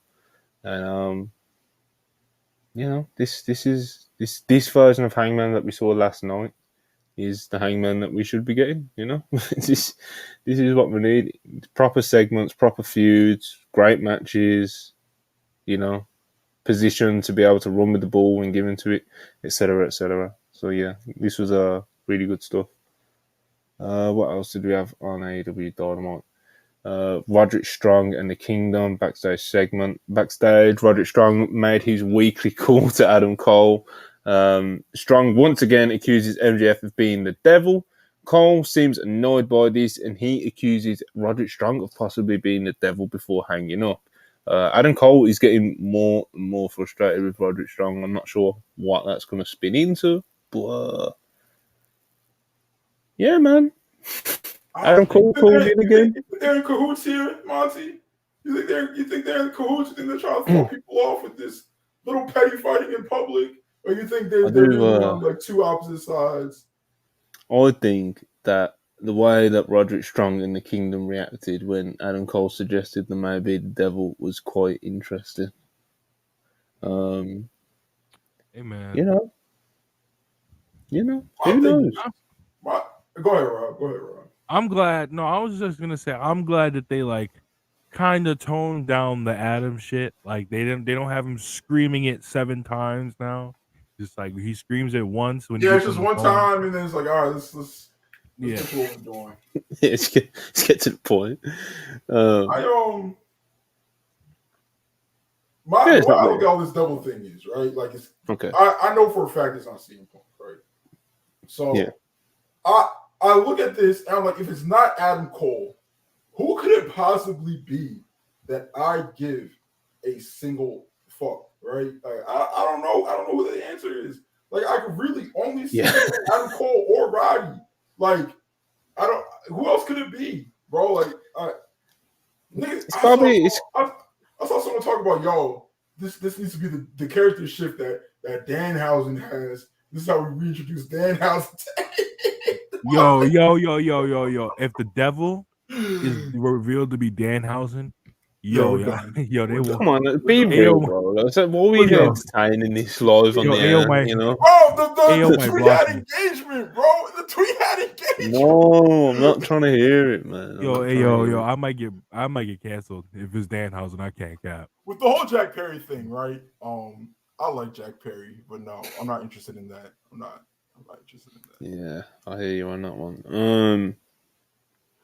Yeah, I think I said it on. It was probably a Dynamite review because it would make sense if it was. But I think it was at least a couple of weeks ago. I've said for a minute now that like anyone that isn't Adam Cole being the devil is a bit like, what the fuck? Like, come on, you know. Like even if you bring in like a good new signing, you know, even then because it's like. You gotta think how it fits into the story that they're trying to tell with it. Yeah, because if there's a big new signing, right, then we're gonna have to do like this whole like exhibition dump, right, of why they even care about all these people, like why they've been attacking this person, why they've been attacking this person, why they've been attacking this person. It makes sense for Adam Cole for like he won't have to explain himself basically.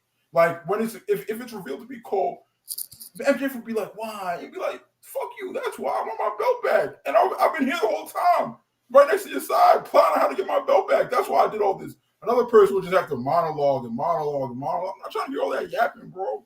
Like, it's also as well, it's like, okay, adding another thing onto MJF's plate. You know, it's like Samoa Joe, Adam Cole. Obviously, I know he's injured at the moment, but he's still like we just talked about a segment he was in. You know, he's still like in the MJF first, even though he's at home. You got the whole Roderick Strong and the Kingdom thing. You know, the Jay White Bullet Club Golf thing. So you're trying to tell me that you're going to throw another person into this who is going to turn out to be the devil. I think that outside of Bullet Club Gold, because I think that story will probably finish between MJF and Jay White at Full Gear. Yeah. But I think everything else will then tie into itself, you know? So, like, you know, like, the assumption... Like, it's like the obvious answer, bro. Like, everyone's first assumption of who the devil would be Adam Cole, and, you know, maybe it's Roderick Strong in the Kingdom, and I don't know. But I've said for a minute, if it's not Adam Cole, it's a big what the fuck, you know? Rob, do you have any hot takes on the devil? Hey man, I've already gave my list of who it shouldn't be, and if it's one of those people who it shouldn't be, a lot of AEW fans that follow me might block me. I can't cap, so that's all I'm gonna say. I'm gonna leave it there. But the only logical person for it to be is who you just said. So, hey. Sky Blue defeats Red Velvet, and she will be advancing onto Full Gear and will be part of the three-way match. So it will be Chris Statlander defending against Julia Hart, and now Sky Blue after winning against Red Velvet last night. This match was... I thought Red Velvet's looked really good in her two performances. Red Velvet looks great out there, baby. Red Velvet looks great out there. Sky Blue. You know, she's made strides in her performances, but you know, sometimes improvement's not always a straight line. Like, it's a bumpy road on the way to the top, brother. And last night was definitely a bump in the road. I think Red Velvet looks great. Sky Blue, much less so. I'm kind of nervous for Statlander having to do a triple threat with two greener talents. I know Julia's improved a lot over the last year, especially. Yeah, we might be asking for a whole lot out of big Statlander, but I'm gonna be watching. I'm gonna be watching. The Sky Blue project has been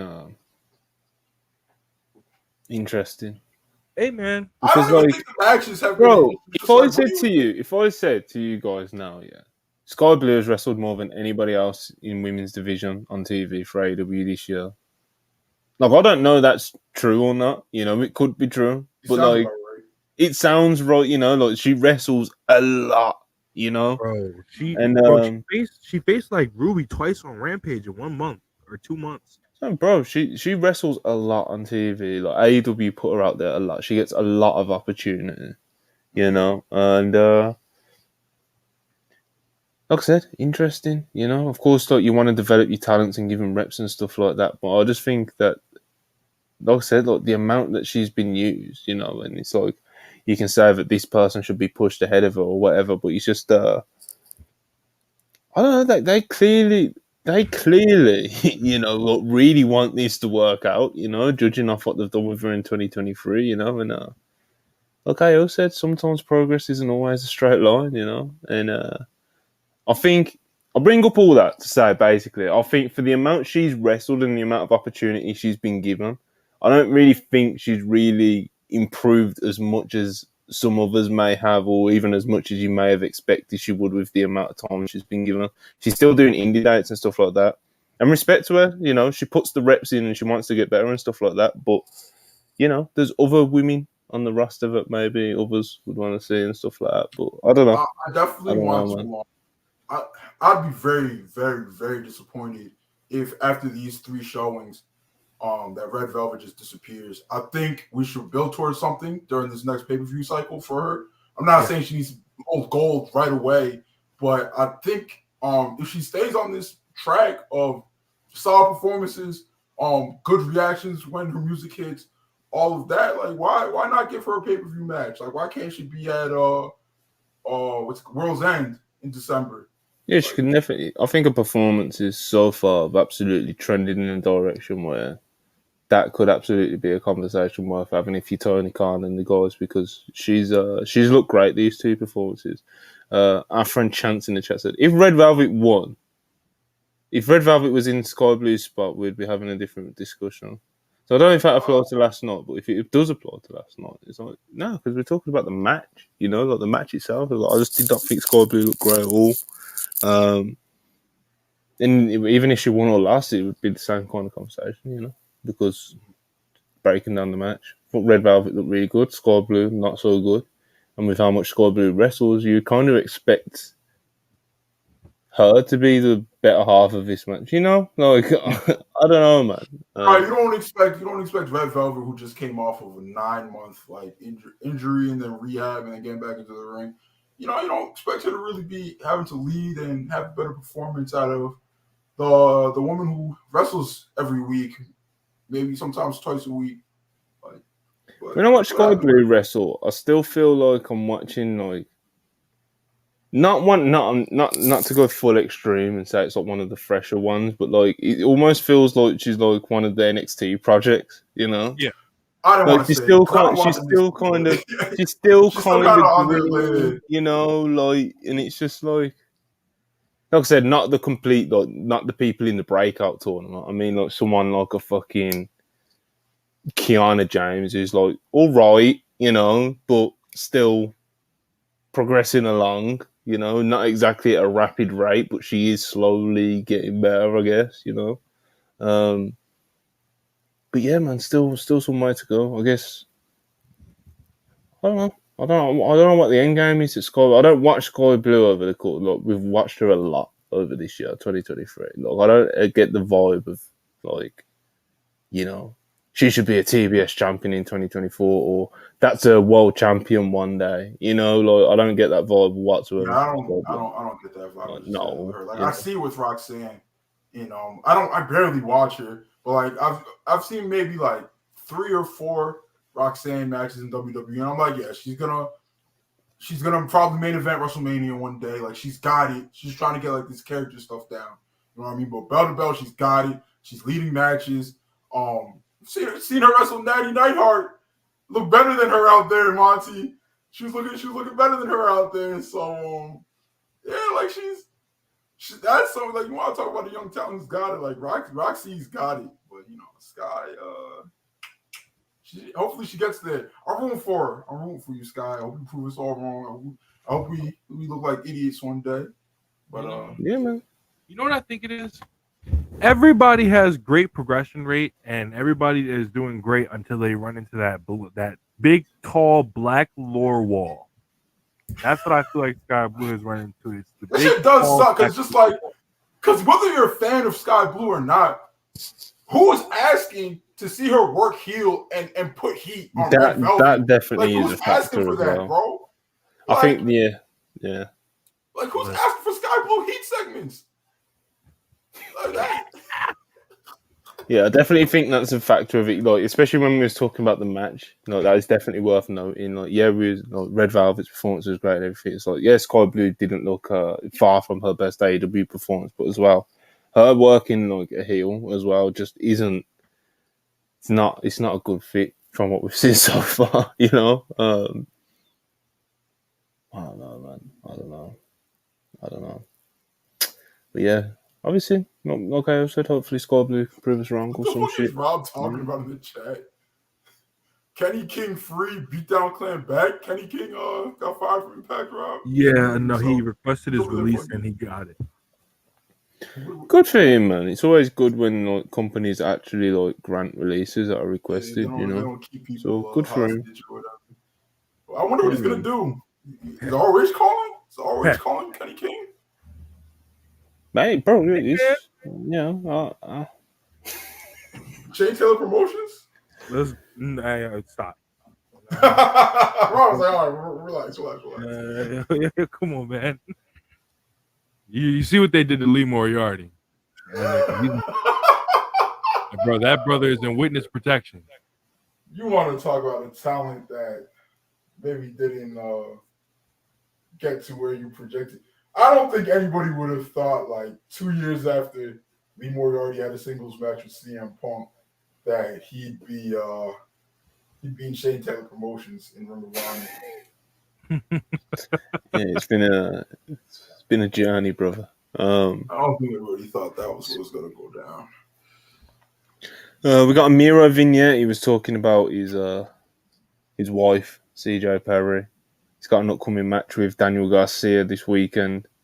Yeah, man. Hey, what do you think of this Miro CJ Perry stuff? So I told Joe that I traveled last weekend. I still need to watch last weekend's Collision. Mm-hmm. So if there was any development to the DG CJ Perry Miro thing, I missed it. But Miro 22 writing himself a cuck storyline is crazy. It makes sense why no matter how much he complained about WWE, he kept putting over the Lashley storyline. It's like, oh no, that was good shit. Nigga, you went to some freaky shit, bro. You went to some freaky shit, and we know about you, Miro. And you need to stop, bro. You need to stop making this. You need to stop making this cuck fetish our problem, bro. Whatever you do in the sanctity of your own home, it's your business. But stop making me trying to watch it. Stop. Yeah, bro. I'm not interested. Yo, I had to watch it 3 years. I had to watch it 4 years ago. I'm not trying to watch it now. You're a nasty nigga, Miro. 4 years ago, everyone was, I don't know, blaming Heyman and Vince or whoever. Heyman's back, baby. Had Bobby Lashley on prime time Monday night, 8:30, playing with Lana Feet, bro. I'm not trying to watch that, bro. Bro, if you ever listen to one of Miro's Twitch streams, he'll complain all night and day about his time at WWE. Never did he once ever complain about that cock story. And now he's in AEW, right? The quote-unquote land of creative freedom where people are allegedly allowed to get their shit off more. And his wife's here. And we immediately circle back to this, huh? Interesting. Interesting development. It's very interesting. Whatever you do in your bedroom is your business. Keep it in liberals. They're trying to make us accepting of everything, Rob. It's crazy. Miro is targeting our adult audience. Miro is targeting our adult audience. Oh, crying. Oh, well. Anyway. Speaking of interesting developments, Mariah May finally meets Timeless Tony Storm for the first time. RJ City was the plug who made this happen. Takes Mariah May to Tony Storm's locker room. They tried to get in, but Luther didn't want to let him in at first. But he eventually lets him in. Mariah May goes full fango. Tony Storm is, she's a big star, brother. She doesn't have too much time for the fans like this. Can't be doing too many signings. But yeah, I think they were just establishing the two characters meeting for the first time and just getting across that Mariah May is going to be like a fangirl going into this stuff with Tony Storm. So. Yeah, I don't really have much to say about it other than it was just a segment. Admit. It went about how I thought it would. I definitely think Tony's winning on Saturday. I definitely think Mariah May plays a big part of that. Yeah, probably. It's unfortunate for Shida. I wouldn't say this was a bad title reign, but can we get her some stories? Can we get her some character development? Can we nice little extended run, maybe? But I like Tony Storm a lot, so I'm not going to complain about her getting belted up. The timeless Tony Storm stuff, I like everything about it until they go silent movie mode. Then I'm just like, all right, bro, like this is too hokey even for me. Like I'm gonna just look at my phone. But I expect the match to be great. Yeah, no, I think Tony Storm's probably going to win the title. Probably not what I would have done, to be honest. Because of how comedic the character is. I don't think I'd put my world title on it. Then absolutely to your point about Shida, let's get something with some real significance, some stories and stuff, especially when she would have held the belt. You assume that she's going to drop it this Saturday. It's a bit late to do that now, of course, but you could have told a story in the time that she's had the belt. At least one, Mm-hmm.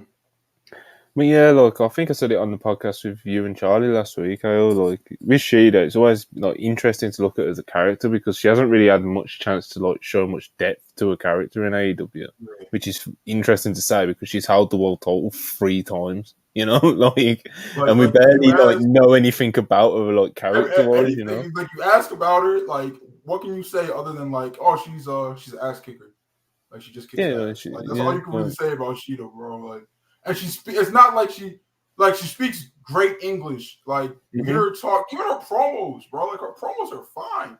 Like her English is good. Promos are fine.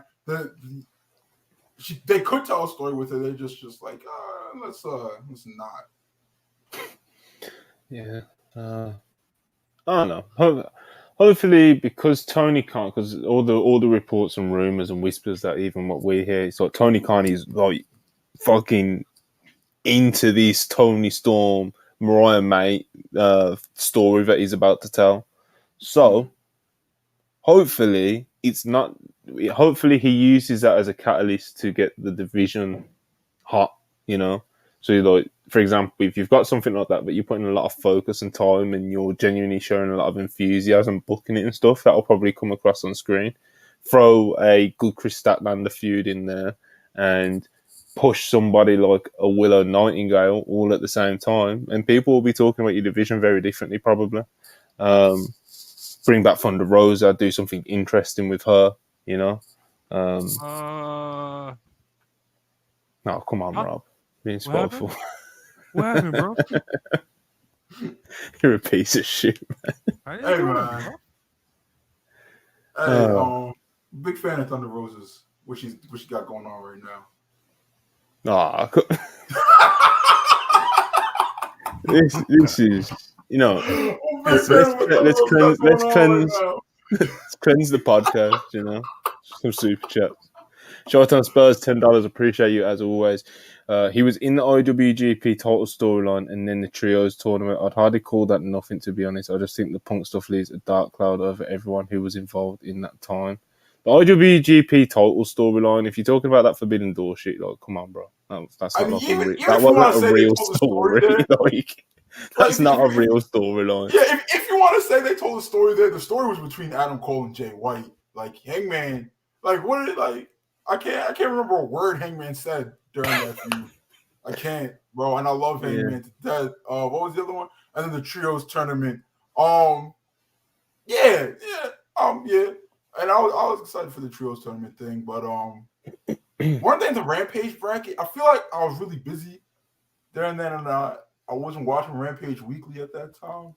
Yeah, it's just like my general point was like, if you're a Hangman, because that was the perspective we was looking at it from. Like, if you're a Hangman fan, like that time period was like frustrating because you've gone from him being the world champion and having the kind of frustrating reign, if you're a fan of him who wants to see him be the man, to then fall into kind of like another guy on the show.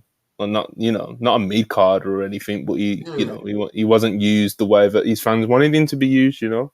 And obviously the Mox feud, that's how people want to see him. The Swerve feud, that's like, how people want to see him, you know.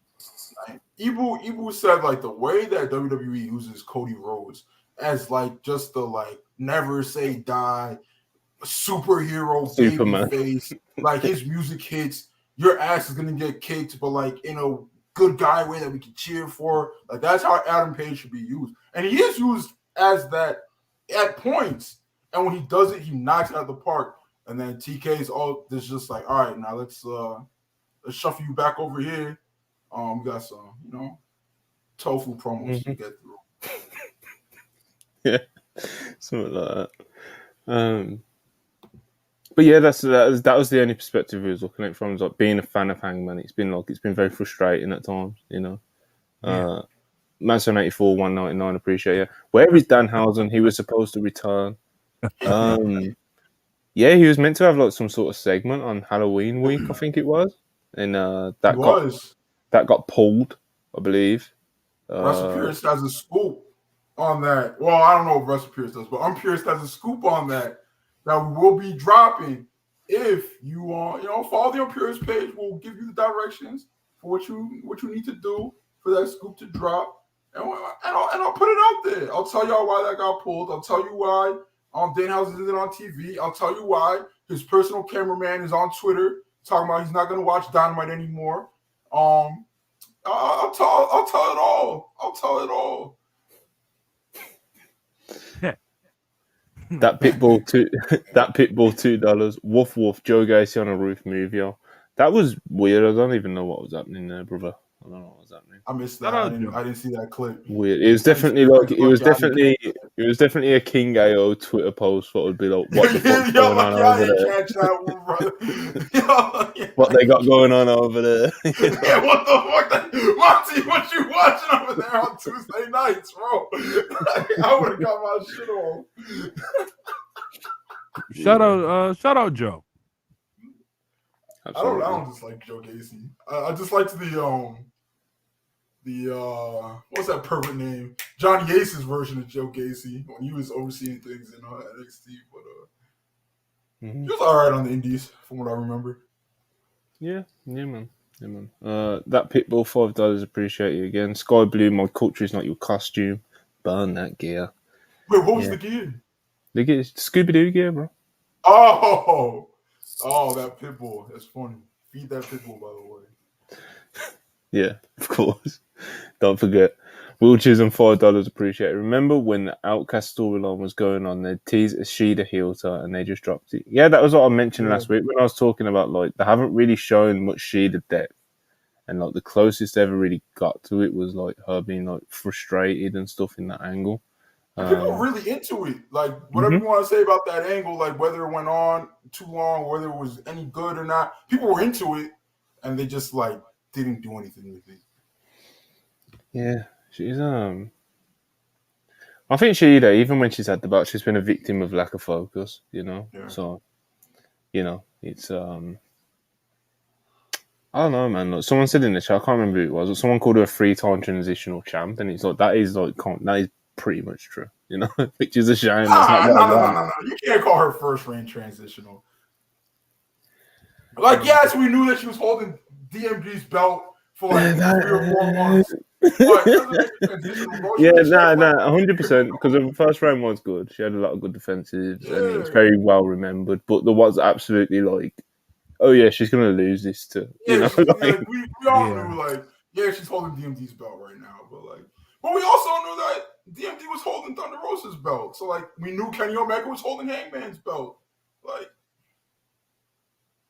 I don't think that necessarily makes a transition. Not always. Anyway, Samoa Joe defeats John Cruz. I'll always pop for Samoa Joe, just like killing a jobber, grabbing a microphone, and just doing his shit, bro. Just talking that shit. He offered his services to MJF once again.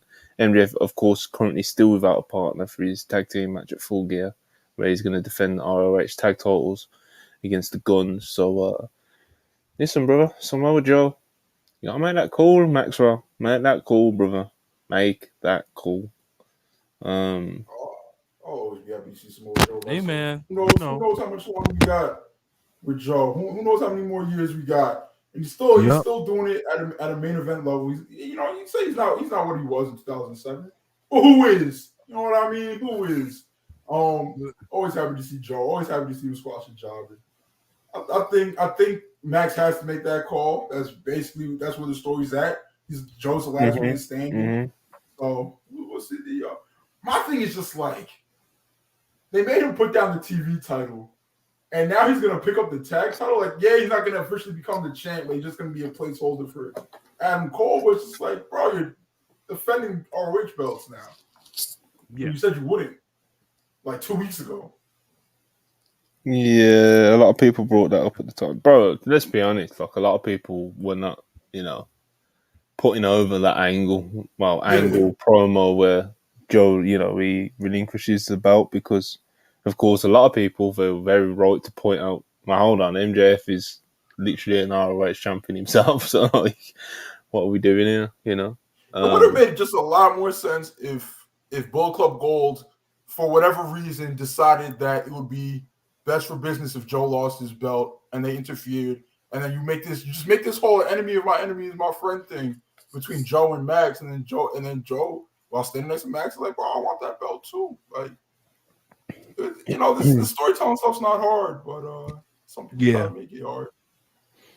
Yeah, I'm sure they've got I'm sure what MJF's like. I'm sure he's got it all mapped out. He's got his ideas. It's MJF. He's full of ideas. So when Samoa Joe got brought back into this MJF first storyline, it's you can tell that there's got to be some big end game for him. So, this is where you two can absolutely cook. The Young Bucks defeat Penta El Zero Miedo and Commander, but they cheated. They're planting more seeds of this big heel turn. They're pretty much heel right now, to be honest, especially with the way that they cheated to win last night. Blatant low blows behind the referee's back. But yeah, really good Bucks match, Ayo, take it away. When I see Nick Jackson kick Penta and Commander in the dick, oh my God, that shirt evaporated off of my body. The Young Bucks are back, nigga. They're back to being meta heels. They're back to being the people you love to hate. They're back to being smarky dickheads. Bro, the aura is back, Monty. The aura is back. They never you could tell they before people were oh, they're not putting 110% into their matches anymore. Even if that's true, right? Which they probably weren't. They're probably going 90%. They weren't acting like the Bucks. If they acted like the Bucks, people would forgive them not going out there and killing themselves every week. But I was telling y'all, they're just biding their time. They're biding their time until they hit the fucking switch. And they're just back, they're just the greatest tag team to ever exist, just like that again. Just like that. All right? You might not love it, Monty, but you're gonna learn to. Why is it always me? You're gonna learn to deal with it, Monty. They go out there. I'll give you the floor, and you just shit on me. Super kick party hits. They get the pop of the night. That Carson, California crowd fucking sucked last night. They were dog shit until Super Kick Party. Bad bitches was on their feet, clapping. I was like, yes, man, yeah. Clap. Everybody was in the crowd. Money gang niggas was throwing stacks into the air and shit. We were seeing flips, we were seeing forks, we were seeing this, we were seeing that. Penta was going crazy. Commander was going crazy. Real shit was on my television screen. Once again, when they cook, when the Golden Jets, as no one calls them, and the Young Bucks put on 4 3/4 on Saturday, and then FTR Fat and FTR Criminal go out there and put on 3.5, there will be conversations to be had, Montel. All right? Me and you are going to talk, bro. Don't let, don't let, I'm not even going to call him there. Don't let Scott Dawson and Dash Wilder go on Saturday and put on another 3.5. Don't let it happen. There will be conversation. Put that tag match on right after Swerve Hangman takes his death. Put on FTR versus. Where did this narrative come? Hold on. Where did this narrative in the live chat come from that I hate the Young Bucks? Mark doesn't hate the Young Bucks, y'all. He doesn't. I love the Young Bucks, bro. I've never came anything close. Unfortunately, because he's a cynical asshole, right? When something unfortunate happens to my goats, he doesn't mind going. He doesn't mind doing it, bro. He doesn't mind doing it, and he loves FTR. So I gotta shit on Monty when something good happens to the Young Bucks. All right. So, yeah, the Young Bucks are back. Greatest tag team in the world. Ibu got a beating on the timeline last night for his takes about Commander and Pentagon Jr. Which is right. After that match happened, AEW fan base was not happy with that. They weren't happy with that list when it dropped. But after that match happened, they were really reminded that they weren't happy. So, my favorite part about that was because obviously Ibu was at work, so he comes back and he sees all that, all his mentions explode. It's I know, we all know Ibu here. I know for a fact Ibu watched that match and he did not change his list whatsoever. But the thing about because he's stubborn, right? He's stubborn in that way. But Ibu knows what other people do like, and he was like, bro, I know why I'm getting cooked on the timeline after watching this. This is what he told me. He's like, yo, I gotta no-sell this Pentagon and Commander performance, bro. I see why I'm getting cooked now. He understood why AEW fans absolutely got on his ass. Even if he was like, yo, this is not personally, what I think is great. Like he knows like why other people think is great, and he was like, he went into hiding, bro. He turtle shelled, and it was pathetic, bro. It was pathetic. You gotta stand on business. Ayo's the king of no selling shit, bro. Don't let him lie to your people like this. You know, I stand on business. I don't know, man. But yeah, I think to touch on kind of what you were saying about the match, I think Rob will be back in a minute. But yeah, to touch on what you were saying about the match, I think like this is of course the best version of the books, like you said. I thought this match as well kind of encapsulated a lot of what was like, still so good about the book, you know. Of course, like outside of it just being like a good performance, it's like, and it wasn't just like a cliche books match, but like they definitely have like a format where they can plug in a guy like Penta's a good wrestler anyway, but like someone like Commander, who is like his fundamentals and his stuff in between, like it's quite rough, to say the least, in my opinion anyway. But he can do some really cool shit, you know. And what did he do last night? He done a lot of really cool shit, you know. I can't remember who he was going back and forth with in the beginning. I think it was obviously Matt or Nick. I think it might have been Nick. And he kind of got lost for a little second. Like he went to hit the ropes and he just kind of froze for like 2 seconds, you know. But then 5 minutes later, he's doing like, you know, viral spots and shit, you know, and that's just kind of the story of who Commander is, you know. Penta, of course, is great, but this, again, like I said, this match kind of encapsulated what's so good about the Young Bucks, especially with them not going like heel at the end version of them. It's just, yeah, man, more Bucks matches on AEW Dynamite. Collision, fuck it, put them on Collision as well, you know, put them on Collision, put them on Rampage. I want to see the Bucks wrestle more. Yes. Yeah, it's like you don't deserve to see the Bucks wrestle. Well. You don't deserve to see the Young Bucks wrestle, Monty. You don't deserve to live in the era of the Young Bucks. Every time Super Kick Party hits, you need to drop to your knees and put your arms to the sky and thank God that your undeserving ass gets to see Matt and Nick Jackson throw that motherfucking ball, Monty. That's what you need to be doing. You need to stop. I'm a big Nick Jackson fan. They're going for a big Nick Jackson fan. They're going for 7 TDs. They're going for 7 TDs, 500 yards on Saturday. Oh my God, bro! They're gonna make Jericho look like him look like Lionheart again. It's gonna be something. That is absolutely a very real possibility, right there. But yeah, Rob, since you're back, what did you think of the Young Buck out there with Commander and Penta? Brother.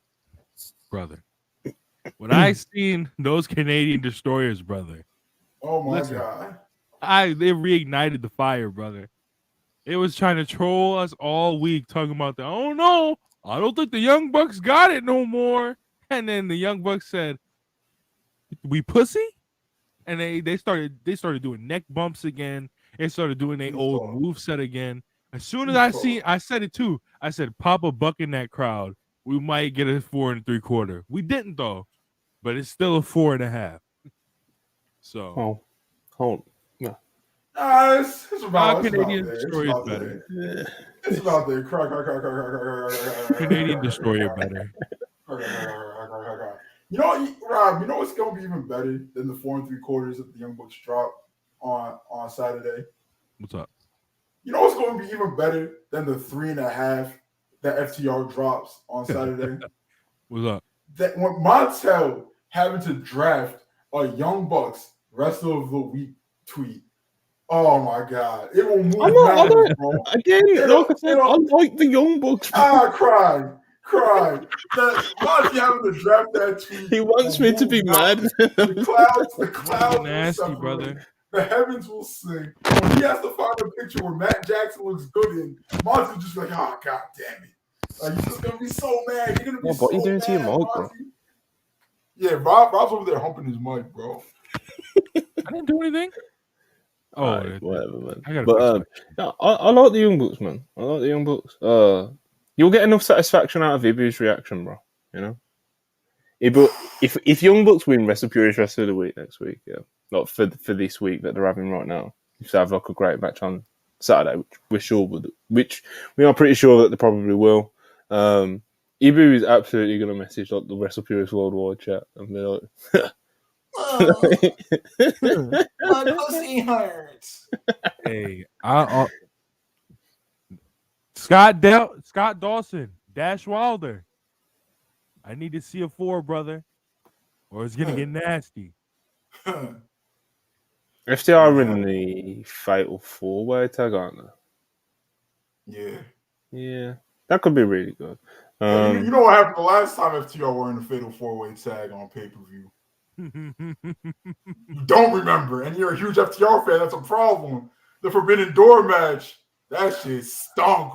Oh my god, poo-pee. So yeah. Anyway, I'm expecting a repeat performance. Okay, so keeping it on the Young Bucks, go straight backstage with them. And the question, of course, like, yo, you just cheated. You know, that's not Young Bucks, you know. And Matt Jackson, you know, he cuts his promo and he kind of like alludes to like some of the conversation this week. He was just like, oh, you know, we're uninspired and, you know, we don't want to be here anymore, apparently. And, you know, we just don't care anymore, you know. And then Kenny Omega comes into the frame and he confronts his friends like, yo, this ain't how we operate. This ain't how we do things, you know. Like, why did you cheat earlier? But yeah, basically the Bucks were just, you know, they were like, this is the best version of us, you know it is, yada, yada, yada. Which is funny because it's like true, you know. And does Kenny not remember one of his most popular promos is Bangkok? When he kicked people in the nuts? And that's what I think it was Matt reminded Kenny. They're like, you're on our dick for cheating. Let's remember what you had going on during your most successful time in AEW. Like, we know what you was doing. So, like, the Bucks are basically just like, yeah, this is what we're doing now. We're gonna win by any means. Yeah, it's worth noting as well. It's not even the first time they've cheated like recently. Like, I think it kind of got lost in the shuffle because they don't wrestle every week and stuff. But like, they did like hold the ropes and rolled someone up like a month ago or something. Yeah. But yeah, the Bucks assured Kenny that their problem is with Chris Jericho and not with Kenny Omega. Then, of course, Jericho comes into shot wearing the suit, which just that popped me all night. But yeah, Jericho came into shot, told Kenny Omega that they need to prepare for the match and to forget about the Bucks, and then they turn around to walk away after Jericho makes a few shots at them. And Matt Jackson just attacks Jericho from behind. Little brawl kind of breaks out, but Kenny Omega doesn't throw any punches or anything like that. Security breaks him up. Kenny Omega's like, I just wanted to talk. What are you doing? Some people think that was a shot at CM Punk. But, you know, this was an interesting segment, man. Of course, you know, the tensions in the Elite are rising again. But at least we're getting heel books out of it, you know. Should be a good match on Saturday, as we've just spoke about. But bro, people complain that the Elite only wrestle their friends. Maybe they do. Maybe they don't. I remember there was a chart that dropped, and it was just like, bro, they wrestle a chart. They wrestle more people. Oh, there was a chart that dropped, and there was like, yo, men live, women live, numbers don't. But maybe they do only wrestle their friends. But at least the matches are fucking awesome, bro. I don't want to see them wrestling Ricky Starks and Big Bill and game. Now, not to bury Ricky Starks and Big Bill, to bury Ricky, but not to bury the tag team, right? What would I rather see? The idea,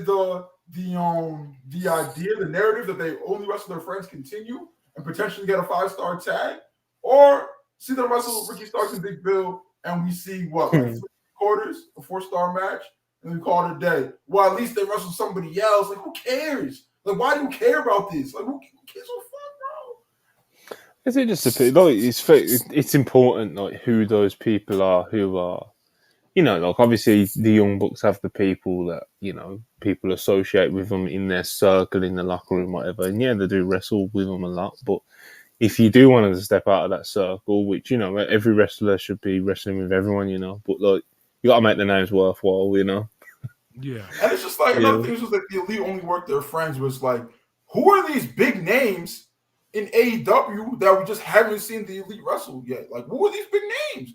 Like, and this niggas gonna say CMFTR. They've wrestled everybody in CMFTR. We didn't get the Kenny versus Punk match, and then after the mentally ill one came back from his prison sentence to do another 3-month stint in AEW before he had another manic episode. They didn't work him again, which looks like they was proven right because he's a psychopath. All right. So there's nobody in AEW who's like, why haven't they worked them? Why haven't they worked them? Why haven't they worked them? They've worked everybody in AEW, bro. Like it just wrestles some people more times than others.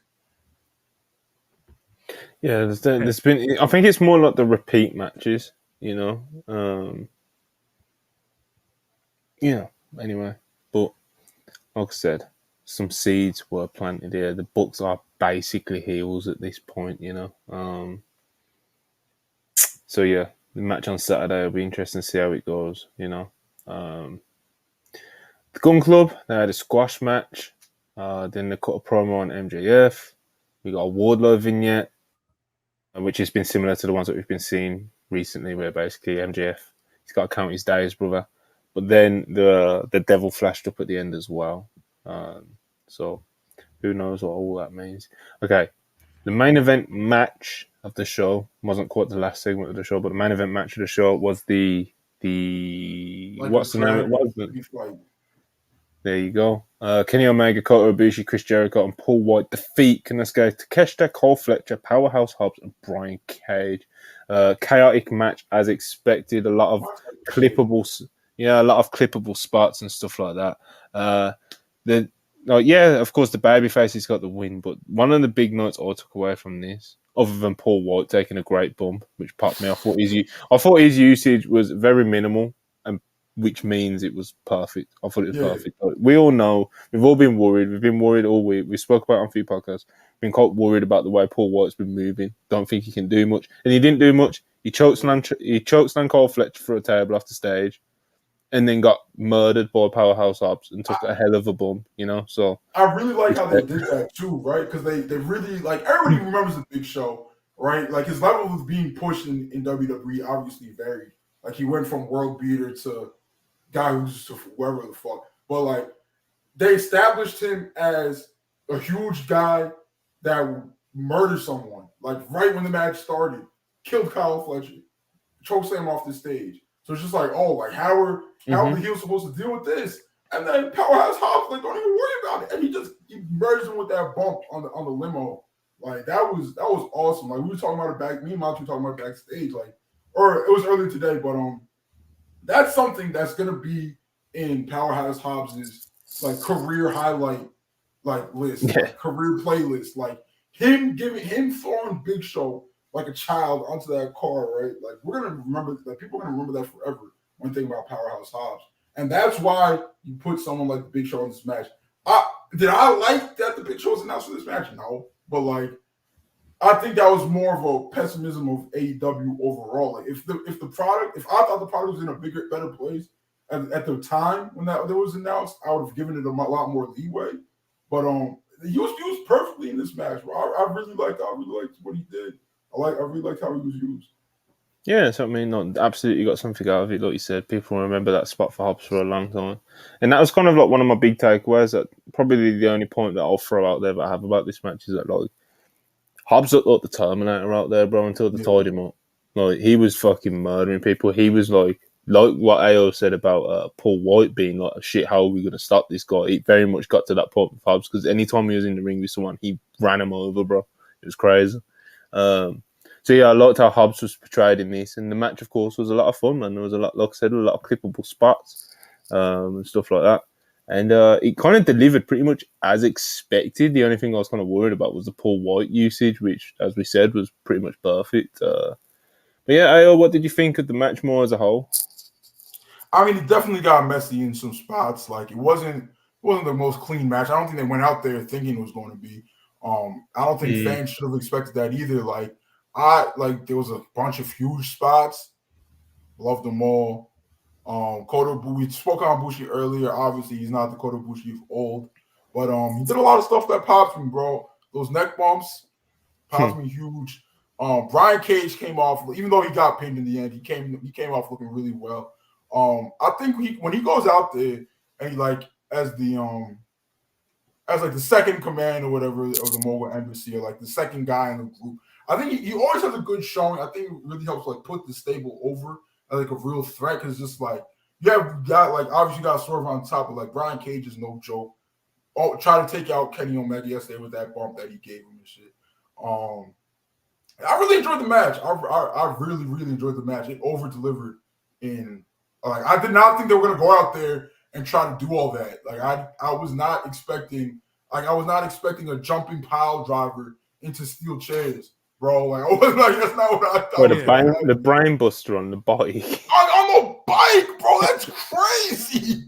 Did you see Takeshi's back when he got up from that? He was cut up all over the place, bro. Like that was I had a lot of fun during that match. I really liked it. Yeah, enjoyable. Absolutely enjoyable. It was entertaining as fuck. Rob, what did you think? I said it last night on the stream. I was like, people like would look at Kota Ibushi and then look at what everybody else was wearing. Was like, why is he not in street fight gear? And I don't think people understand that is Kota Ibushi's street fight gear. Like in all the fights you've seen him in the streets and shit like that in the past few years, he's been wearing his gear. So I already knew he was gonna do some crazy shit, but I didn't expect him to take a tombstone, do some fucking chairs off the apron, bro. That shit was crazy. But I thought everybody hit their spots well in this match. I thought Kyle Fletcher taking that fucking bump was crazy. I thought he fucking Spike Dudley'd himself and fucking hit his head on one of those tables. I thought I was scared as shit. Yeah, I was weird. His head didn't clip the table. That shit would have been scary. Yeah, I was kind of worried about the fucking. He Brian did get Cage, up like 2 minutes later, though. So. Yeah, fucking Brian Cage doing that superplex spot to the outside. It was great, bro. It was just a good, very, very fun street fight to lead us into Full Gear. So I think it delivered what we saw on the flyer. You know, good stuff. Nothing to really hate on too much. You know. Well, you know, some of the stuff was a little bit hokey, like Abushi on the bike. But you know, if you're a fan of DDT, that'll pop you very much, and even in general. But you know, it was just chaotic. You had fucking Paul White in it, for fuck's sake. You know. All right, let's talk about this main event segment. MJF and Jay White kind of have like a face-to-face promo. It starts off with us hearing from MJF. He comes out looking like all like somber and dejected, and I think it actually started off pretty well, like with like MJF, like you know, he told the audience that he feels like he's cursed. Obviously, like the devil and these people attacking all his friends and people like close to him. He apologized down the camera to the Acclaim about the attack that happened to him. But yeah, like MJF was just kind of talking about like he's worried about losing all his friends and stuff with all these attacks that are going on. But MJF then slowly gets like fired up and pissed off, and he cuts like this really good fired up promo about like just, you know, being MJF, I guess. You know, but Jay White and the guys. No, Jay White comes up by himself, and he basically just kind of tells Max that he's better than him, and you know, just kind of cuts a heel promo, pretty generic heel promo. Like, obviously, it's Jay White, so it's delivered well and stuff. But like in terms of like the content of it, really wasn't like anything special or anything that like to like forward the storyline or anything like that. So, but yeah, MJF is then set up at the end by Jay White. Jay White kind of he plans like for the rest of Bullet Club Gold to come out and attack him. MJF does valiantly try to fight them off, but he's eventually outnumbered. Jay White hits him with a Blade Runner, gets a visual pin on him. Juice Robinson does the count, I think, or it might have been Austin Gunn. One of them. I think no, it was Juice Robinson. Counts him for the 1, 2, 3. So MJF is laid out. Of course, Jay White and the guys have still got MJF's belt to hold the belt up, and they're celebrating. Blah blah blah. Cuts to the back. Samoa Joe is watching, and he's waiting for that call, brother. Samoa Joe is waiting for that call. I think for this being the main event segment of the show, I don't think it did enough in terms of like progressing the story or giving us something new. Like I've said for a few weeks now with this MJF Jay White story, it's like MJF needs to get some heat back on Jay White so it's a bit more even, so it isn't too obvious that Jay White is just going to fucking put Max over at the pay-per-view. Too late for all that. And there you go, AO. You know, it's late. Yeah, it's tough, but Samoa Joe's going to save us, brother. Samoa Joe's going to save us. Speaking of Samoa Joe, really quickly, TK just announced a 6-way survival of the fittest for the TV title at Final Battle. Isn't that what's that, an elimination match? I think so. Yeah. So we'll go ahead. Mean, it could be really good. Who you putting the TV title on, Mozzie? Well, the ROH TV title. Yeah. Can I be really honest with you, Ale? What's up? I'm Rob. 2 hours, 10 minutes into this podcast in front of 134 people. I can't think of anything in wrestling I'll give less of a shit about. Come on, bro. I hope y'all understand like what Ring of Honor means to Monty, bro. So for him to say this, like he's been broken, bro. Like he's been. I have heard reports from friends of mine that there is a slow comeback emerging. Yeah, I've heard that too from people that I trust. I see these, and then I see like a match card with fucking Peter Avalon on it. I haven't looked at the match cards, honestly. I can't lie. But from people I trust, I'm hearing that Ring of Honor is something that you can sit down and watch weekly again. I'm hearing it, and I might be back soon. That next big Athena match, I'm gonna watch the whole card, and if they impress me, I'm back, baby. I'm back. Maybe after Full Gear or in the new year, I'll give it a chance again. But it kind of broke my heart seeing what happened to Ring of Honor, bro. And I'm not one of those people as well who's like Tony Khan. He's he's fucked up Ring of Honor and he should have never bought it. Blah blah blah blah. Because Ring of Honor literally went out of business more or less. Bro. It was done. So at least it's still alive. Yeah, because it's still alive, it means it can be improved. And the pay-per-views are still great. Don't get me. I have no complaints about the ROH pay-per-views. So him, TK owning Ring of Honor just for that alone is worth it. It's just. What happened to the weekly television show is it's unfortunate, but things happen. Yeah. All right, I go MJF White back and forth promo. Floor is yours, bro. I don't know. The last time I have given less of a fuck about AEW World Title defense than this feud, which is crazy because I'm a reformed MJF fan. I'm a fan of MJF now, and I've loved Jay White for years. I don't care about this feud, bro. I don't really care about the match. I look at the match card. I think it's gonna be a great match. Like it's gonna be a great match. But probably. I don't think that they could go out there and have a bad one, but it's just like, bro.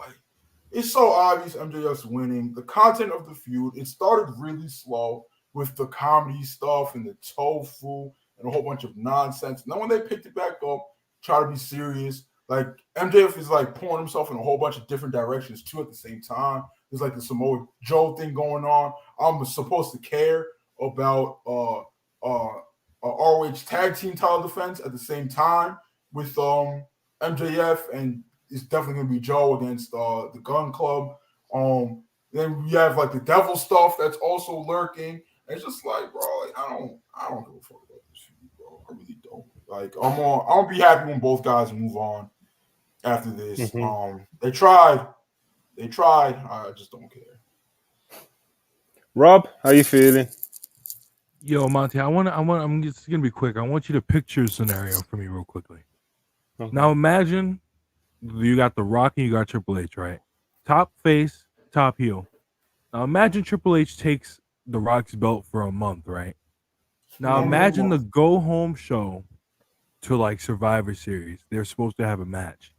And The Rock is like, you know what you're gonna do? You're gonna pin me in the middle of the ring on the go home show. And you and basically telling people, blatantly telling people that you're not winning this match. Bro, he's pinned him twice now. Like that's what it felt like for me, bro. I'm not moved, bro. I'm not moved at all. It's gonna be a great match. Is that third visual pin that's gonna happen during the match gonna move you? Bro. No, bro. It's like I felt during the fucking Mania 39 main event build. Like I know the match is gonna be good, but you're not doing anything to get me excited for it. you're not doing anything to get me hyped for it. So it is what it is. Yeah, it's interesting in that sense. It's yeah, they haven't done a very good job of like making you wonder, you know. Yeah, I don't think many people will be putting much money on Jay White winning that main event on Saturday. So, you know, I'm sure the match will be good. So, in the context of the show, that's what really matters. You know, if it's a good ending to the show, I'm sure it will be. MJF will get his big babyface reaction, of course. The crowd will probably be pretty hot for it.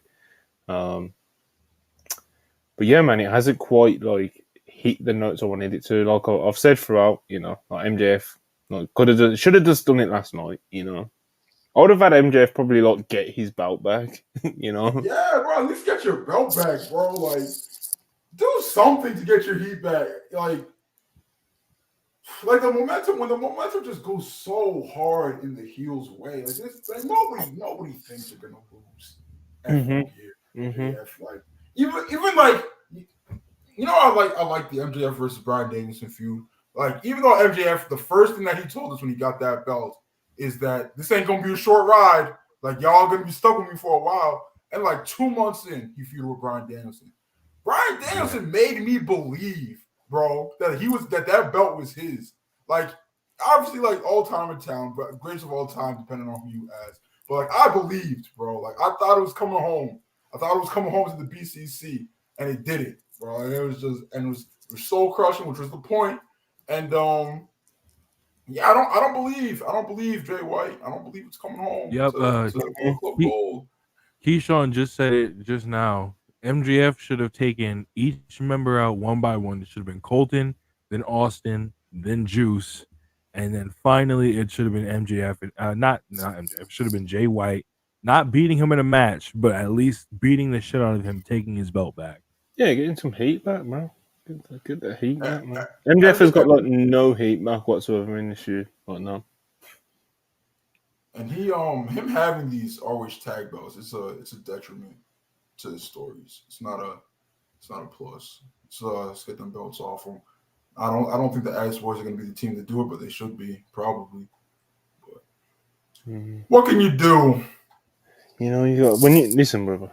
You know, they probably should, but when you get Samoa Joe in there, you know, you can't do it. Samoa Joe's gonna be in there. He's gonna help win the match. He's not gonna take the belt. He's like, oh, I don't give a fuck about this, and it's just gonna be like. So what is that? Where does this leave Bullet Club Gold at the end of the night? You lose.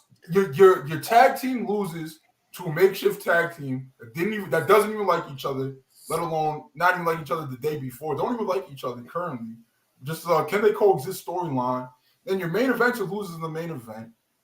Leave Full Gear 0-2. Like, where does that leave Bullet Club Gold, bro? Like, yeah, that's kind of been more worry as well. Like, as this feud's gone along, kind of like, how does Bullet Club Gold look coming out of this? Like, I'm sure they'll be fine and they'll still be heavily featured and they'll probably feud like a good group or something like that. You know, the Elite. Well, obviously not the Elite. Yeah, the BCC, you know.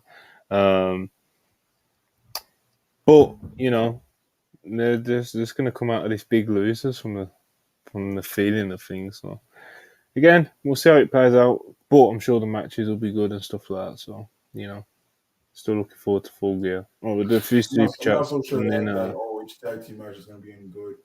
They haven't been yet. So, we'll see. We'll see. We'll do a Full Gear preview on, I don't know, Saturday daytime or some shit. I do plan on doing one though, so we'll see who's free. So yeah, we'll definitely pick apart the Full Gear card a bit more, a little bit later in the week. All right, a few super chats and we'll get out of here. All right, 7-199, appreciate it. This reminds me at the time Dax Ray showed AO. What was he talking about at that time? It was like 20 minutes ago. 7, get off my dick, bro, with your fucking CM Punk fucking profile picture. Guess what? I'm gonna let you in a little secret. I'm not guessing, 7. He's never coming back to AEW. And WWE doesn't want him either. WWE thinks he's mentally ill and they want him to see a doctor. All right, he's not coming back. So that reminds me of that time, and that's a shoot. So, you know. So take that, 7. take that to bed with you tonight. Dwight. $4.99, appreciate you. Rob, got your plane tickets to LA for the pay-per-view on Saturday. Can't wait, got our usual hotel room. Fuck you. Dude, I'm gonna file a restraining order on Dwight Howard, bro. Come on, bro. Rob, wait, let me see that. Let me see that. Oh, it's gone now. Rob, what you doing? What you got going on with Dwight Howard? I don't, bro. I don't. Kind of nasty. Hello? Yuzura Hart, $5. I'm pretty confident he signed a new contract. I'm also confident I won't be heartbroken if Max goes to WWE. MJF has failed on national television. There is a lot of him. Look, not so sure I like this whole he's the main character AEW thing. Actually, I'm sure. I don't fucking like it, bro. I don't like it. I like MJF. He's a talent, great talent. He's everything he says he is. As a main character WWE, I don't like it. I mean AEW, I don't like it, bro. I don't fucking like it. Yeah. It's a lot. It's a lot. Some people I've said about MJF recently, bro. Like, he's still hit and miss, and luckily he's absolutely young enough where like that's okay, bro. He's come a long way, very quickly. He's still, even though he still misses sometimes, he's still way wise beyond his years. He's obviously talent. He's he's legitimately like a generational talent.